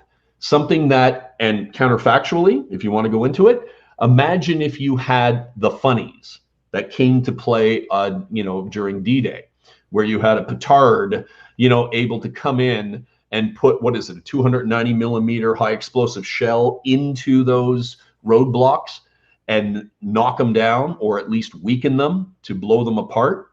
You wouldn't have to worry about infantry style engineers being killed. And then of course, once you're in the port, now you're making to your targets. Everything to your left would be the shipping. And then of course, ahead of you for the Royal Marines, that is considered to be their main objective right there, which is the Hotel Moderne, what they believe is German naval headquarters.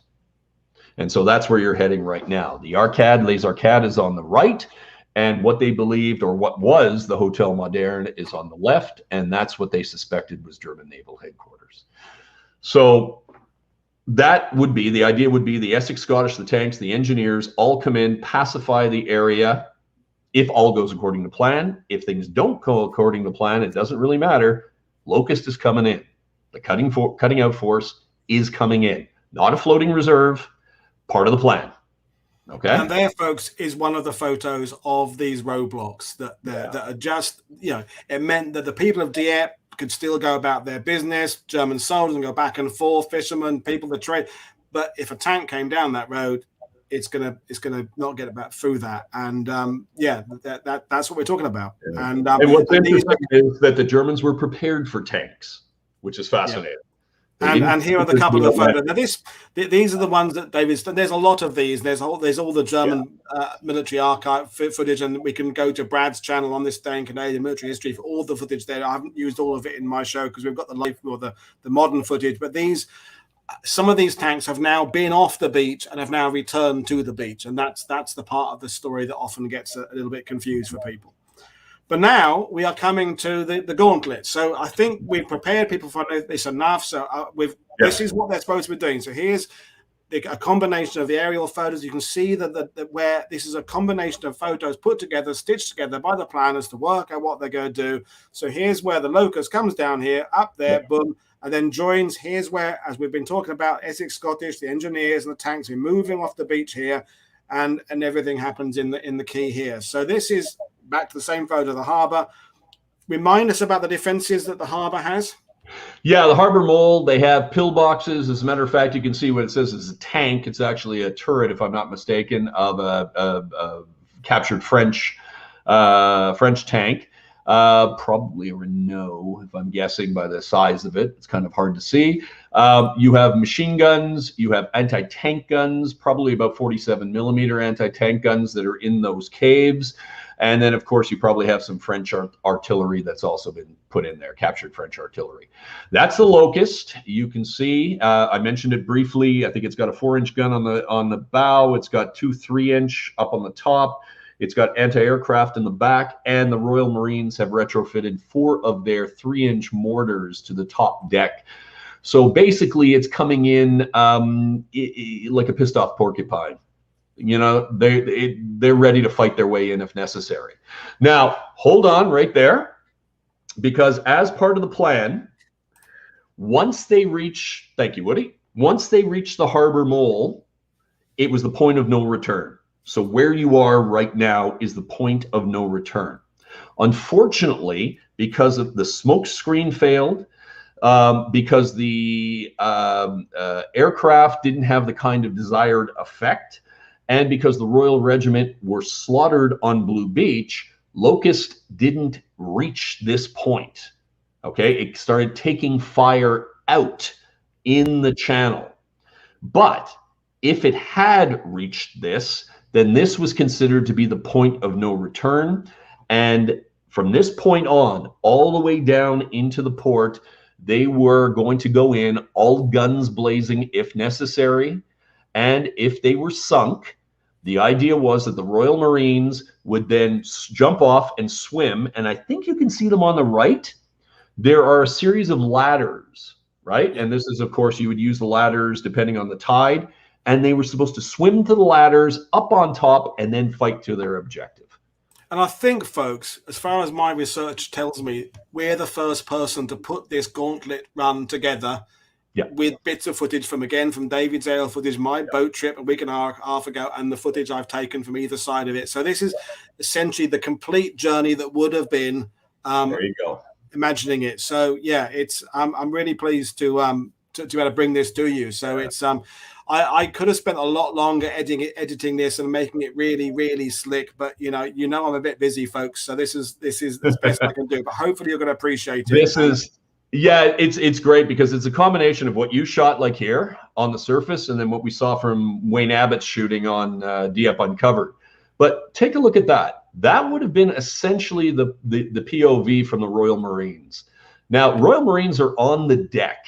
They're told to basically go prone, Bren guns at the ready, rifles at the ready, Tommy guns at the ready, and they have no protection whatsoever on that top deck except their firepower.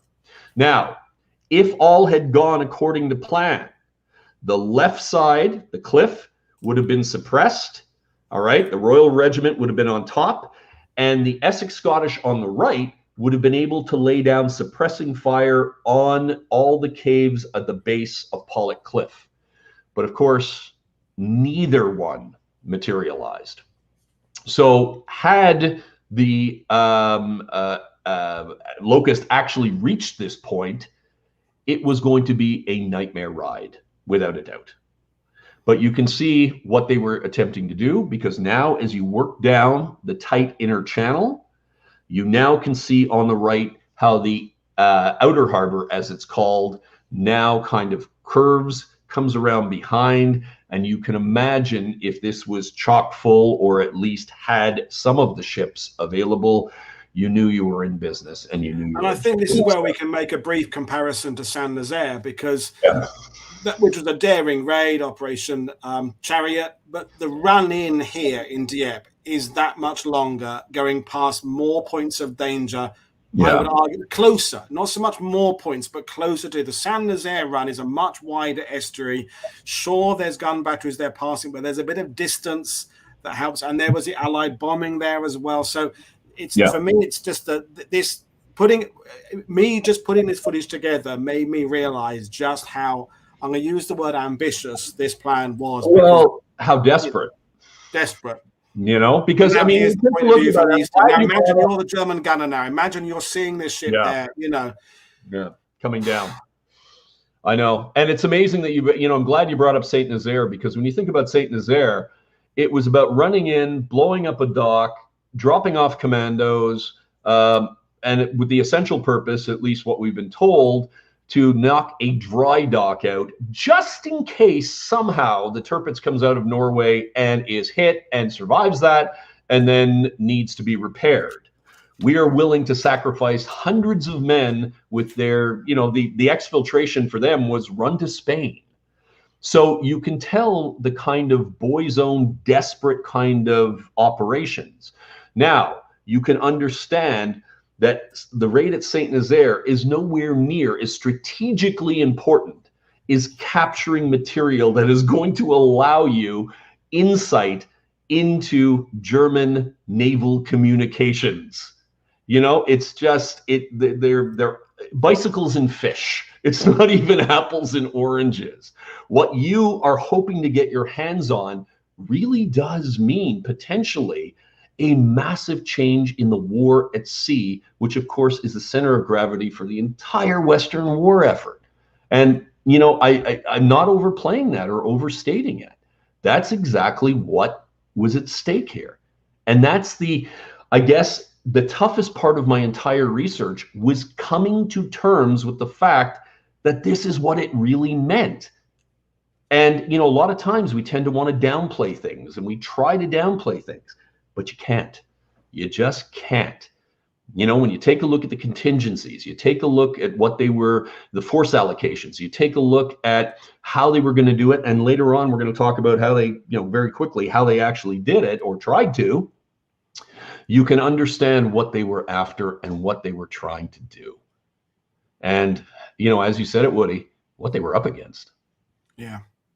You know, I mean, this sequence I put together is, I think, 8 minutes, and it's not in actually real time. I chop it out a little bit. And so, you know, we're talking, had it happened, what would it have been? 20 minutes? Wouldn't have been less than that. Couldn't have been less than that. Well, could it? Probably. I don't know. Yeah, probably. Because remember, if Locust is sunk and they're swimming to their targets, you also have, that would be Tiger Force. You also have Roberts Force coming in. Another 170 Marines that are coming in on the Arlesford and on the Chasseurs. And of course, they are told specifically in the operational orders that if X platoon doesn't make it to its target, you pick up the slack. So they already have contingencies within the contingencies. So there's a complete layering. And of course, you know, we can argue you know, Dave Patterson has mentioned that there are too many moving parts. And perhaps, Dave, I'm putting words in your mouth, but I think that's what you're getting at. But the point is, from a historical perspective, that also tells us the significance of this. And that's the key. So in other words, in hindsight, was it wise to do it this way? No, probably not, without a doubt. But historically, that evidence is extremely significant, without a doubt.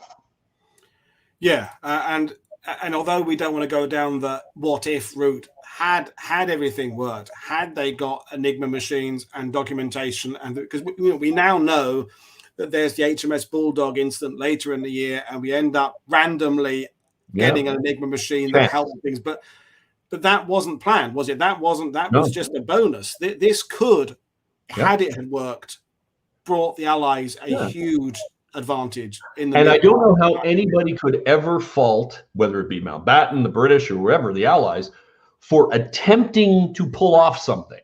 Maybe not like this. And I've always argued that, doing something to try to break the blackout, without a doubt, requires a full force effort.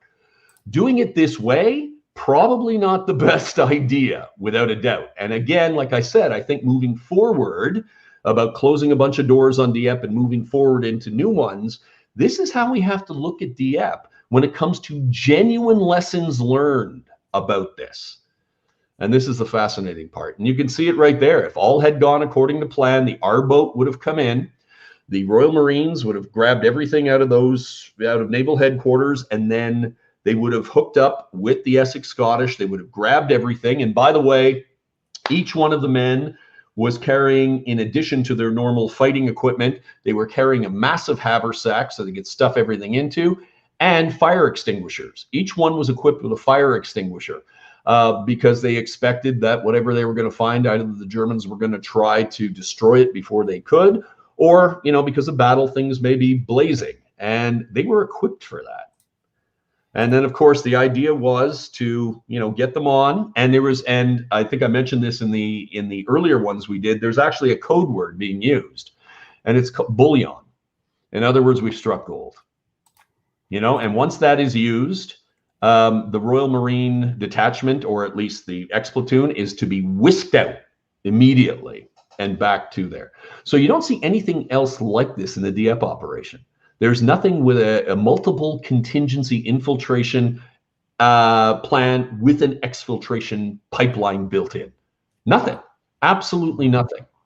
And this is an important image, isn't it, David? Because we can see what we can see there. The disaster that is now happening is kind of unfolding there in front of us. Even though that image is not high resolution, there are the ships in the harbour there. There's where Locust was supposed to go, but you can see here that what's happening on the beach is not good.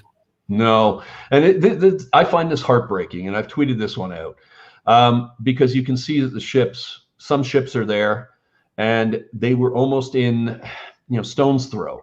One of the problems, of course, was the Essex Scottish. We talked about them quite a bit and how important they were. They barely get off the beach. As a matter of fact, the vast majority of them are pinned down and are suffering just as much as the Royal Regiment was at Blue. They're suffering there. One platoon, maybe two, but from what I can see, one actually makes it a stone's throw away from the trawlers. And that is where the problems start, because there is a miscommunication. The message that's relayed back to Ham Roberts, who you see in front of you, who's basically calling the shots along with Hughes-Hallett. Okay, Hughes-Hallett tries to distance himself. They're calling the shots, and when they get the message, a false message saying Essex Scottish are across the beach and in the houses, they think all 4 companies and 500 plus men, when in reality that's a false message. There's barely a platoon that can't really do anything, and the rest of them are being chopped up on Red Beach as they speak. Now, what this does is it starts, when that message comes in to Ham Roberts, that starts a cascade of events. So basically at that point, they think, okay, the Essex Scottish are literally on the goal line. They need help. Send in the FMR, the Fusilier Montreal, the floating reserve. They are supposed to link up and, if you will, either leapfrog or push them into their objective. Well, they order the FMR in, they're slaughtered. Then all morning, nobody is really sure what's happening on Blue Beach. The men who were there know, but not on the command ship. They think it's off, they think it's on, they think it's off, they think it's on. Finally, when they think it's off, they decide to order the Royal Regiment to leave Blue Beach or not land at Blue Beach and come in and support the Essex Scottish. So second time they're supporting the Essex Scottish. Then finally, when the Royal Marines try to get into the gauntlet and they fail, the decision is made to take all the Royal Marines from both strike forces, transship them in the middle of the battle onto landing craft, and then send them in to support the Essex Scottish. And then if that's not enough, the remaining squadron of Calgary tanks are told to go in and do the same thing, although for whatever reason, they never land, they never show up. Somehow their order is countermanded. So basically, you've got 4 separate attempts to try to get into the main objective in the harbor. And all of them fail. Multiple contingencies. I guess they're hoping that one of them is going to work. Some people have argued that this is kind of World War I thinking, where basically it's just, hey, don't worry, go across no man's land, another human wave assault. Eventually, we're going to knock it open. Well, this is not the case. Everything fails. Everything they try eventually fails, but they do try, particularly the Royal Marines. A lot of people, again, think that the Royal Marines either don't land or never played a role in this. And that's unfair to them, because the Royal Marines, after their transship, end up coming in just like the infantry before them. And you can imagine by this time, the Germans are completely, alight to what's happening. And they are just bringing down massive heavy fire on the Royal Marines right there where you can see just coming from the left. And so at one particular point, just before they land, the Royal Marine Colonel, his name is Joseph Picton Phillips, or was, performs one of the most heroic acts in the Dieppe operation. A lot of people, unless you study the Royal Marines, probably don't know about it.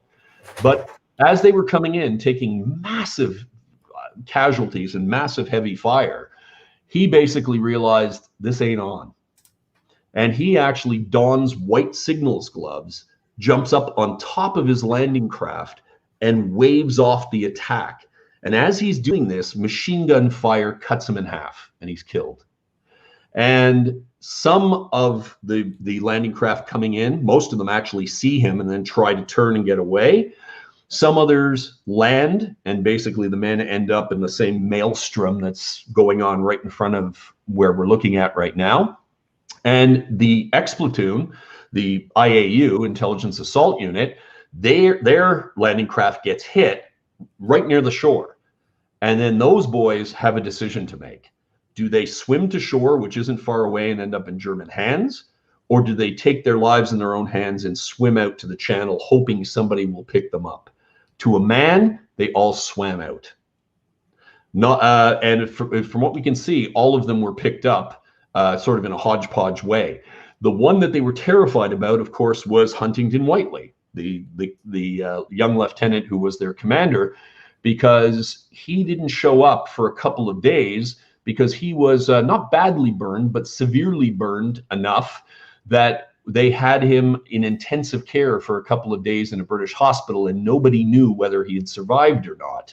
And so as a result, they were afraid he had actually fallen into German hands, which may not have been a good thing at that time, because of course the Germans had their own intelligence assault unit called MARES, M-A-R-E-S, and it wouldn't have been long before, I would argue, they started to pick up on what was happening. Whether they would have been able to figure it out under the cover of everything else, that's another story. I don't think they would have, because it's pretty effective, right?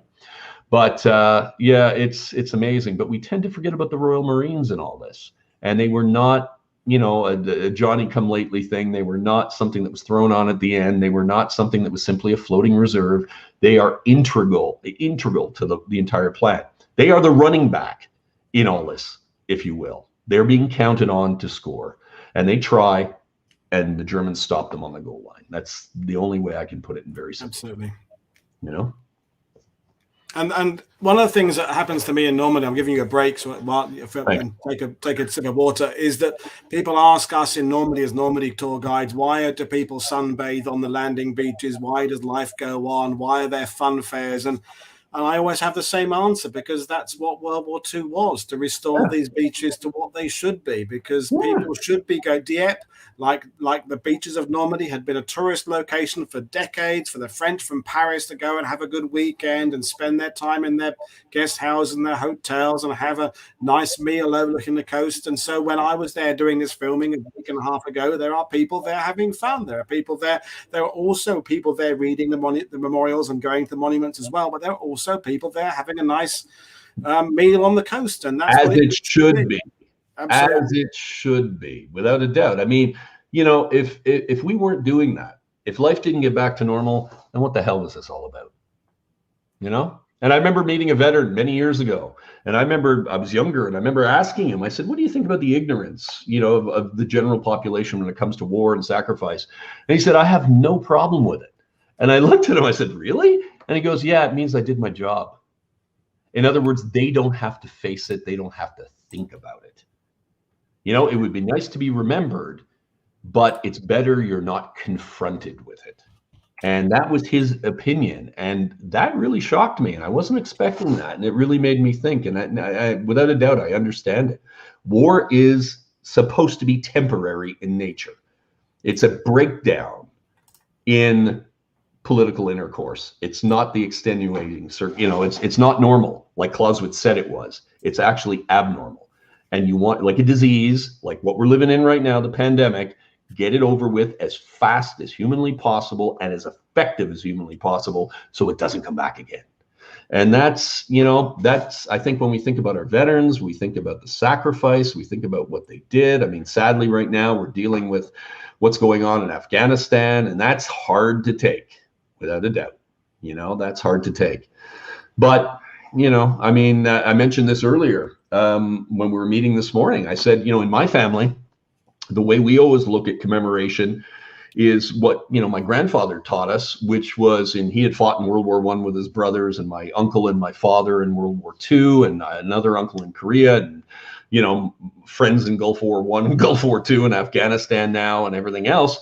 He said, yeah, think about them in the morning, and then live, laugh, and love in the afternoon. In other words, get back to life and appreciate everything that you've got, even, silly little squabbles, just be thankful and appreciative. You can have silly little squabbles, and that's about it, So, I'm sure like a lot of people tonight, I'm certainly going to be cracking one open and lighting up a cigar and sitting back and just, thinking about how good, relatively speaking, life is.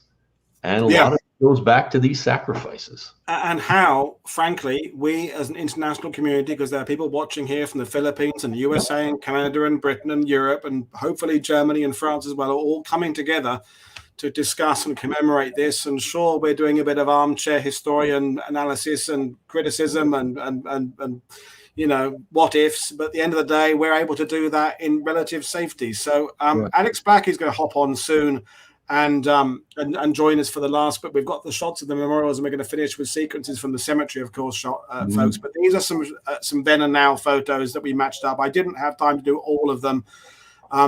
We all know the famous photos. Again, I urge people to go on to Brad's amazing On This Day in Canadian Military History YouTube channel to get more and more footage. And these are a combination of the German taken photos and, of course, the view from Newsmill. So Alex Black is joining us now, and I'll have his words in a minute. So here's one of the most iconic images, and I tried to match it up as best I can, a then and now shot there. So the problem is when I'm filming on my phone, I can't have my phone with me to check the photos on. It was too windy to hold up photos. So I was doing these from memory. So I think I got them fairly good. I'm quite happy with that. So so Alex, welcome to the show. Thanks, Paul. So what are your feelings upon watching that? And you've been part of things today, you know, anything to add to this idea of the fact we're talking about this on the 79th anniversary? Where are your thoughts right now? It's just amazing. I think we've just been talking about you know, war and what it means and how we want to move on from war. But we can also never forget. And I think shows like this and the show that, if you were, you know, able to be with us this morning on the show that David worked on with Sam Cowan and Jane there, it was just an incredible time to sit there and listen to the, you know, there's so very few veterans of this operation left. I mean, they were, you know, 1942 was a couple years before 1944, so the veterans tended to be a little older that way, and even if they were 18 or 19, and you know, we have to carry the torch forward. And today I'm seeing a whole lot of that, and it's really heartening, although it's also, you know, quite heartbreaking, because that's what Dieppe is for Canada in particular.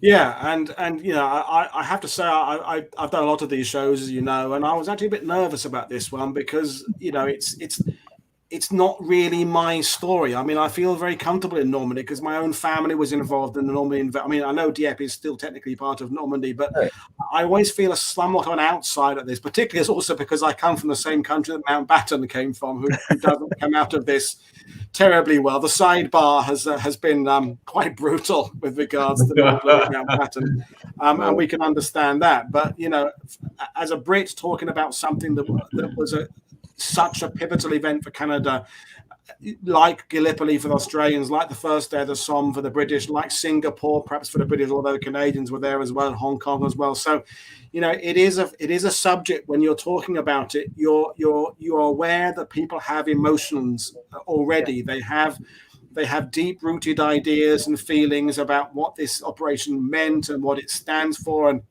and some of the things we've talked about are challenging, and David's book has challenged things, and I'm glad we are able to talk about it in such environment. But we're going to move on to the footage of the memorials now. So I'm hoping you two gentlemen will just jump in and share any bits and pieces, particularly Alex, give David a break and me a break, because we're going to go through them one by one. So anything that you'd like to focus on as we go through these units, please feel free to jump in. I mean, well, one of the things about Dieppe, which makes it quite amazing, I think, is just it's such a small stretch. It's easy to visit in, you know, a day or so, you know, and, you know, the concentration of memorials there is quite impressive. You know, you go there's a memorial to just about every, you know, regiment from Canada that fought there. I think I saw some footage the other day. There's, you know, you got a Ranger memorial there for the U.S. Army Rangers. The Poles now have, I think, a memorial for the Air Force and the naval contribution. You know, it's just it's really a space of memory where people go to remember and to try to understand, you know, how and why this happened. And that's what's so very important. I mean, there's probably few other places in the Second World War that have this sort of concentration outside of, say, D-Day. You know, the landing beaches on D-Day and Dieppe.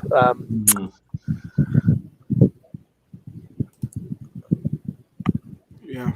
Yeah, there's no doubt. I mean, imagine being somebody who's completely ignorant of what took place there and just walking down the beach. I mean, every 50 meters, you've got another memorial. I mean, I suppose you'd have to be a complete dolt not to figure out that something significant went down here, whether you are a historian or not, or historically inclined.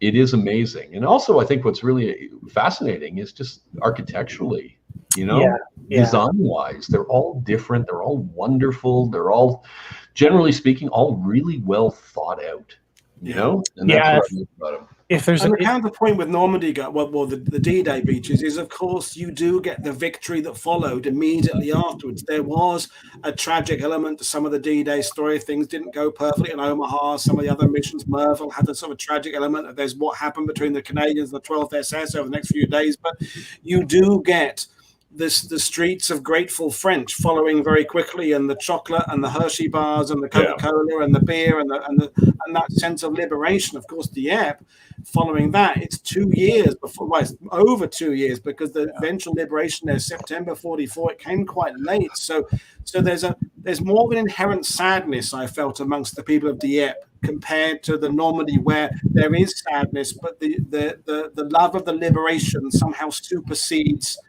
the sadness. And we watched we went to the little museum there in town, and they showed the film there with French veterans and survivors, which were filmed like 30, 40 years ago now, and how passionate they were about these events and about the story being told the correct way. And so it's an interesting counterpoint to the D-Day beaches. There's a connection, but there's also a difference as well, I think.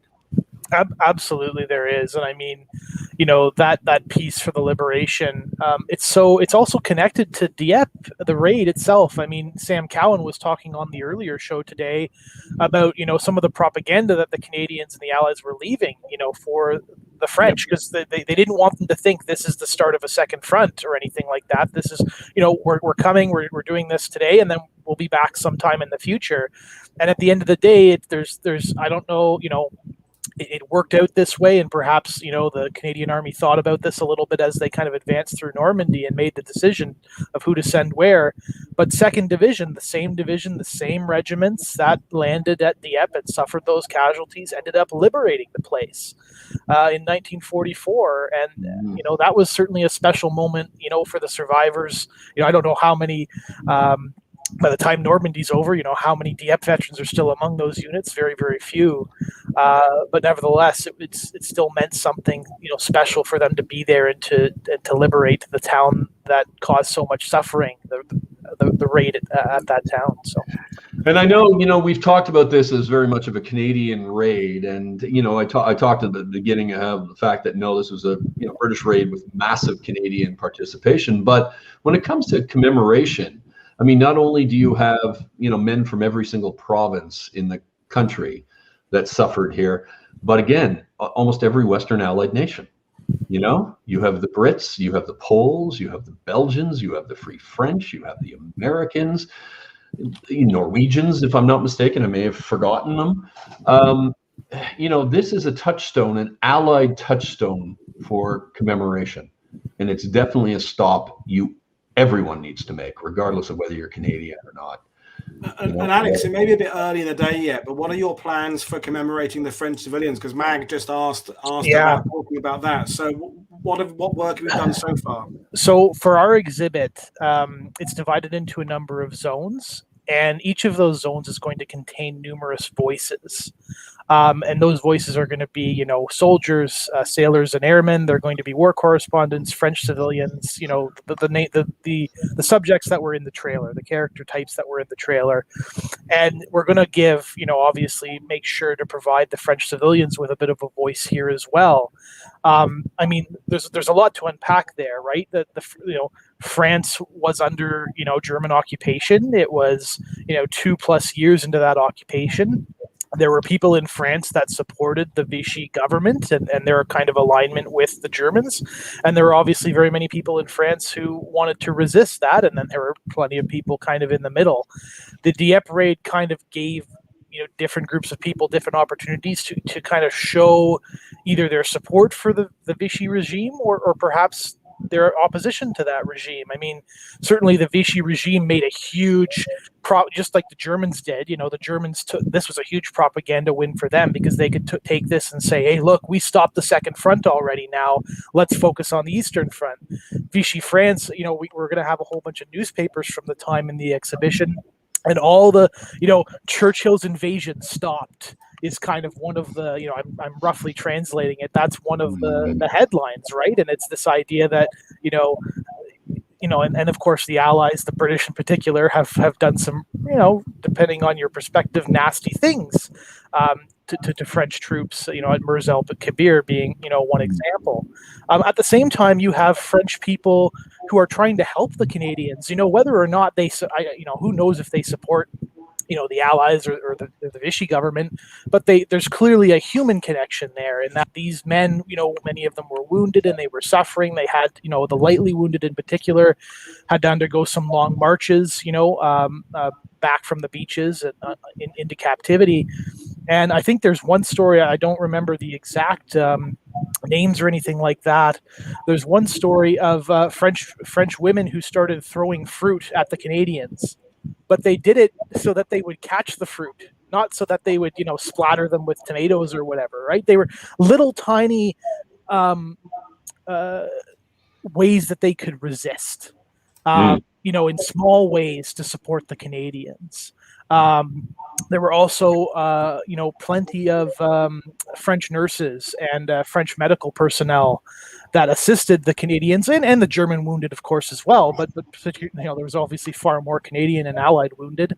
Afterwards, I mean, the hospitals in Rouen for a few days after the raid were filled with casualties, and the French civilians, did a lot of good work to help save lives in those circumstances. Yeah. Well, I'll just jump in there quickly. Sister Agnes, the Angel of Dieppe, a nun who, was instrumental in coming down and getting between Germans who allegedly were going to put some of our men out of their misery or to kill them on the beaches. And she risked her own life to do things like this, and it's amazing. I was fortunate enough to meet her about 10 years ago. She just passed away a year or two ago, and she lived 104. 104. Amazing. And so folks, this is just to interrupt it. This is the last 10 minutes of the show. This is again footage I took a week and a half ago. It's a few miles north of Dieppe proper, and when we were there, interestingly, there was the only other people there visiting. Well, the gardeners were mowing the lawn, but there was also a German family there, which I always think is nice to see. And I wasn't brave enough to go and engage them in conversation because you never know quite what to say. But you asked me the other day, David, what my reaction was to going there. I had been there, but about 25 years ago, and it was ostensibly on our way to go and see First World War battle because I was arriving in Dieppe, and we did a few hours there, then went off to the First World War. And of course, I spent a lot of my life in Normandy at the D-Day and the Battle of Normandy cemeteries. What I think struck me in the Dieppe one, apart from the 1940 graves and the later ones, it's just 19th, 19th, 19th, 19th, 19th. And those of us who are tour guides, when you go to Benis-sur-Mer for Canadians or Colville-sur-Mer for the Americans, sometimes it can be quite tricky to find a June the 6th because you're dealing with a 3-month campaign. But there it is, that reminder, a slap in the face that a lot of the deaths was that same day, and not just the same day, within a few hours. Yeah. And that was my takeaway, is just I knew what I was going to face, but seeing them there in stone with that date was really quite moving, and for Mag as well, I think. So what are your feelings, guys, when you go there? I mean, we're talking about, again, the 79th anniversary. Is how do you feel? I mean, it's a silly interviewer's question. I mean, how are you feeling? But I'm Alex, what does it mean to you? So it's interesting because I think a lot of Canadian tours, what you typically do is you go to the First World War first, or maybe you do it in the opposite order. And you go to Normandy first, and then you go to the First World War battlefields kind of in Belgium and in northeastern France. And you go to a lot of Commonwealth War Grave cemeteries, in those visits, whether you go to Normandy first, whether you go to, the Somme and Flanders first. And you're used to seeing the cemeteries laid out in a certain way. And then you get to this cemetery, and it's just different because, ultimately this was built originally by the Germans, and the way they buried the Canadians and others, they buried them back to back in this fashion, and it's just a very strange difference. It's remarkable. They never changed it. The Commonwealth War Graves Commission came in, and they probably reinterred some different bodies and that sort of thing, but for the most part they left the structure of the cemetery, at least in terms of the organization, the same. And that's it kind of contrasts things in a particular way, when you're talking about even the First World War battles, which heavy casualties and stuff, but at the end of the day, that war was won, and then the Second World War, Normandy, the Battle of Normandy was won, and then Dieppe is just something different, and it just adds on to the emotion. You go to the beach, you hear the stories of what happened, as you guys have discussed earlier today, and then you come here, and it's a place to reflect, just as they all are, but it's just got a unique structure to it. And maybe a daft, inappropriate possible question, but do you think Canada is any closer to putting the ghosts of Dieppe behind them, or should Canada not put the ghosts of Dieppe behind them? It's how do you feel we are in the kind of the historiography of it and the understanding of it, with things like David's work and the work of other people like Ted and Mike and yourself, Alex? Are Canadians coming to terms with it now? I guess it would depend what you mean by that. If we're talking specifically about Dieppe, I don't think we'll be ever able to maybe completely come to terms with it. If we're talking about, Canada in the Second World War, one of the things we've grappled with for decades, and in recent decades it's gotten perhaps better, but for Canada, Dieppe was always, perhaps until maybe 20 years ago, it was the thing. It was the battle, to talk about when it came to Canada's Second World War experience. And that shifted a little bit in the last 20 years. The Juno Beach Center has been a part of that, but there's more than us behind that. And so we've kind of switched from focusing so much on failure at places like Dieppe, places like Hong Kong, to focusing a little bit more, maybe a more balanced, maybe sometimes a bit nationalistic approach to focus on other things. Not that we ever forget Dieppe. Again, I think whenever we do like a major post, social media post every year on the Dieppe anniversary, it does so very well because people understand, they see the words Dieppe and they understand what that means. And so that speaks to the other part of it, which is I don't know if we'll ever be able to truly come to terms with the losses at Dieppe. I mean, David says this in his book.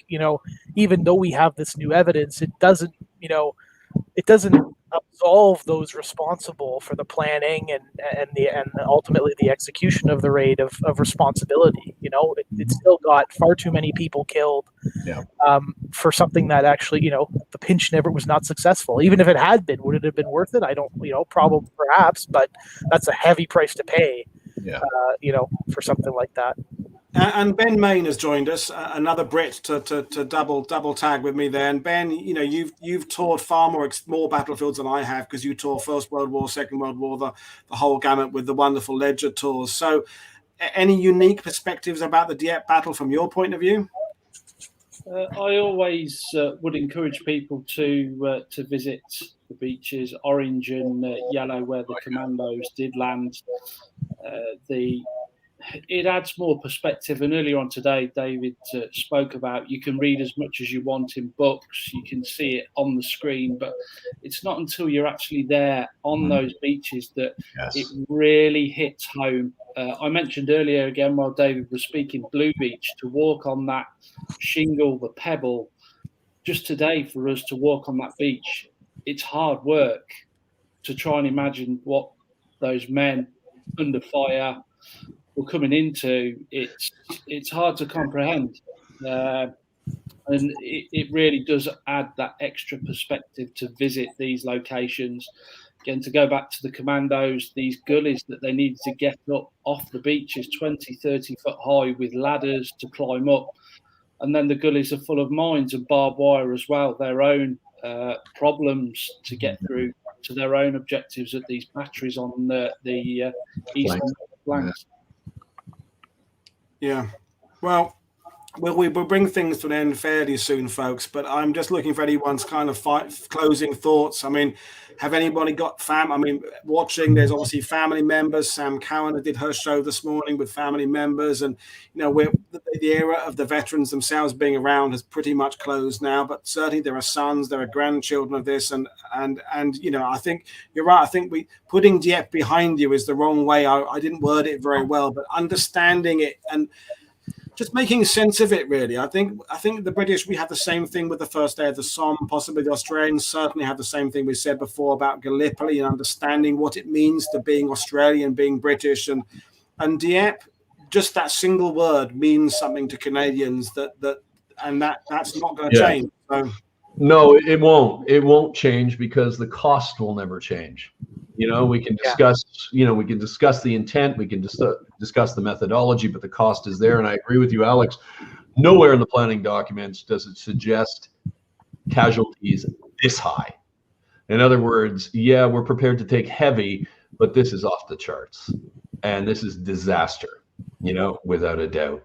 And so I think, that's it. And I think where we are right now, I think, with the research, the research that I conducted, I think it closes a lot of doors and it opens up a whole lot of others. And I think that's where we are. We're at that point, and I said it at the end of the book, it's about passing off the torch and allowing other, historians and researchers to come in and start exploiting the breakthroughs, if you will, that have been made, and seeing what's there and seeing where we go from here. And also, as I mentioned in this presentation, asking the real hard-hitting questions about operations like this and how they could have been planned better. Was there a better methodology for doing things like this? So I think that's kind of where we are. But when it comes to commemoration, and as somebody said there, somebody put, it's a scar on the Canadian psyche, and it is. It will never leave. Okay, and it doesn't matter my research, whether it's altruistic, whether it's not, whatever, it will never change that. And that's okay. We have to live with our scars, and we have to deal with our scars. Yeah. And to remind people, I borrowed this off Twitter from a French embassy account. There was an event there today. There'll be probably candlelit things later today. There'll be things over the weekend following, I think, as well, because they'll carry on the commemoration. So COVID is still affecting travel. It's still putting most tour guides. We're not still back to functioning yet, but that doesn't mean the communities in France and elsewhere are not continuing with COVID safe ceremonies. So there's a great shot from today, and of course we'll end with the fact that the Juno Centre are going to be doing this exhibition next year, which is important to end on. Again, it'll bring more discussion. It'll I'm sure people will go through there, and they'll have more questions beyond it, and the range of books there available to buy will give different versions and different not versions of the history, but focuses of the history, and so that people will be prompted to learn more. And that's, as you say, it's passing the torch on to the next generation.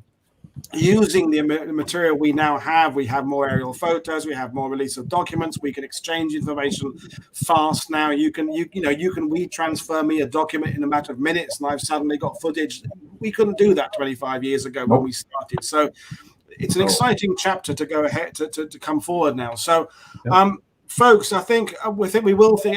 Any final words, David, Alex, Ben? I know, Ben, you didn't get on for very long in the end, but Ben, Dieppe is important to the British as well, and I think it should be something that the British should embrace their role in it, and in some ways admit that some of the leadership from the British side could have been better, Mountbatten, and be open enough to talk about it. That's the thing. The elephant in the room is that Dieppe had problems, but the more we talk about it, the more we exchange, then the better everyone will be at the end of that process. I'm sure you'll agree, Ben. Yeah, definitely. It's a place that the British should go and visit. And also it's a chance to pay respects to the Canadians' participation in the Second World War, a key ally nation. And just to finish from my perspective, the footage we had then back at the cemetery, one grave that stood out to me that I returned to and visit was of the Ingram family, one of their sons killed 79 years ago today. He's actually then buried well, his brother is then buried alongside him. I'll just check, on the 13th of August 1944, I believe, liberating Roanne. He's killed. So the Ingram family, not only do they have the tragedy at Dieppe, but then also they lose their second son as he is pushing through with the liberation. So there's lots and lots of stories to take in, and that one hit me personally when I visit that grave. Yeah, I think everybody, the minute any of us stops being emotionally hit when we go to cemeteries, we should all give up what we're doing and go and do something else. You know, if I didn't sometimes just have to stop in the middle of a presentation on a beach somewhere and go, hang on, collect your thoughts, Woody, because I've just hit a moment with a lump in the throat is coming. Move on, do something else. And it's the same with this story. It all just becomes about crunching numbers with and analyzing plans. Without that emotional investment, then there's no point doing it. And the point is, we're going to leave it now with the fact that whatever people believe the reasons of this operation were, whatever the multiple threads of reasoning behind it, people didn't know that at the time, and there's secrecy and there's documents. The people who invested their lives that day did it without knowing that full story, and that is where we have to respect what they did to run up those beaches. Most of those guys not even knowing what the big plan was. That's when you just take your hat off and go, okay, that's what it all comes down to. You're serving your country and you're undertaking something that is incredibly dangerous, and you don't really even know the big plan. With Overlord, again, everyone knows the plan. It's go to land on the beaches, get to Berlin, kill Hitler, we all go home. That's kind of simple in a way. But the app is shrouded in the word in your Juno Center video, Alex, is shrouded with this element of mystery. And I think the mystery is we've unraveled the mystery a bit, but the sacrifice remains the same. That's my closing thought. And David, you've been with us for 2 hours now. Closing thoughts? Well, I think it's the same thing. I think we've just hit a new era, and as I mentioned before, it's time to move on into a brave new era with everything we have at our hands now for what we're doing. But maybe the best thing to do is kind of think about what you said a couple of minutes ago, where there's times when I've sat on that beach. Or at least in the cafes on the beach along the hotels, and have had lovely conversations over, scotch, drinks, dinner. But there's always a time when that chatting, and I'm sure you guys know what I'm talking about, the chatting stops for a second or two or three, and you start thinking about it, right? And it just hits you, and then you kind of shake yourself out of it and you go back. And you're right, Woody, if that ever stops, I'm out of this. Yeah, I think on that note, folks. So folks, thank you for joining us and spending 2.25 hours of your life with us, listening to us talk about this. I will remind people what we've got coming up tomorrow. I'll come back and say goodbye. So we've got one more show this week, and it's about Hedy Lamarr, which in a weird way connects with this, because it's about gadgetry and secrets and improving technology and those advantages over the enemy. So that'll be a great show with Heather Massey. As usual, check out David's book, check out Ledger Tours. Paul Reed, who's been works with our Ben Main. Check out Sam Cowan's tour company. All these wonderful people have been with us, supporting us. We've been grateful for your company this evening. And don't forget to check out the Juno Beach Center and their Twitter account, their museum, and see what they're doing. They're always on the ball with sharing history and new events and things. And I can't wait to see the new Dieppe exhibit next year, and that'll be great. So thank you for your work with that, Alex and Ben. Thank you for jumping on these podcasts with myself and other people, because you're always there. Like me, you're struggling without the actual getting boots on the ground a bit, but you're always willing to share your knowledge and share your experience. So thank you very much, everybody. So, folks. Thank you, Woody. I mean, what you do is fantastic. This doesn't come together if it's not for you, the locomotive driving this train. Thank you. It was a lot of moving parts for me tonight, but ultimately, if I had failed, all that goes wrong is the video doesn't come up for the right second I need it. It's a comparatively easy job, really. So there we are, folks. This is Paul Woodadge from World War II TV. 79 years ago today, these events unfolded. I hope those who are watching have now got a greater understanding of the purpose of that mission and a greater understanding of the personal cost involved. And I urge you to go out and read more about this, particularly those of you watching from far afield who didn't know much about it before. So that's my last thought. Thank you, everybody, for your company. I will see you all again. Cheers.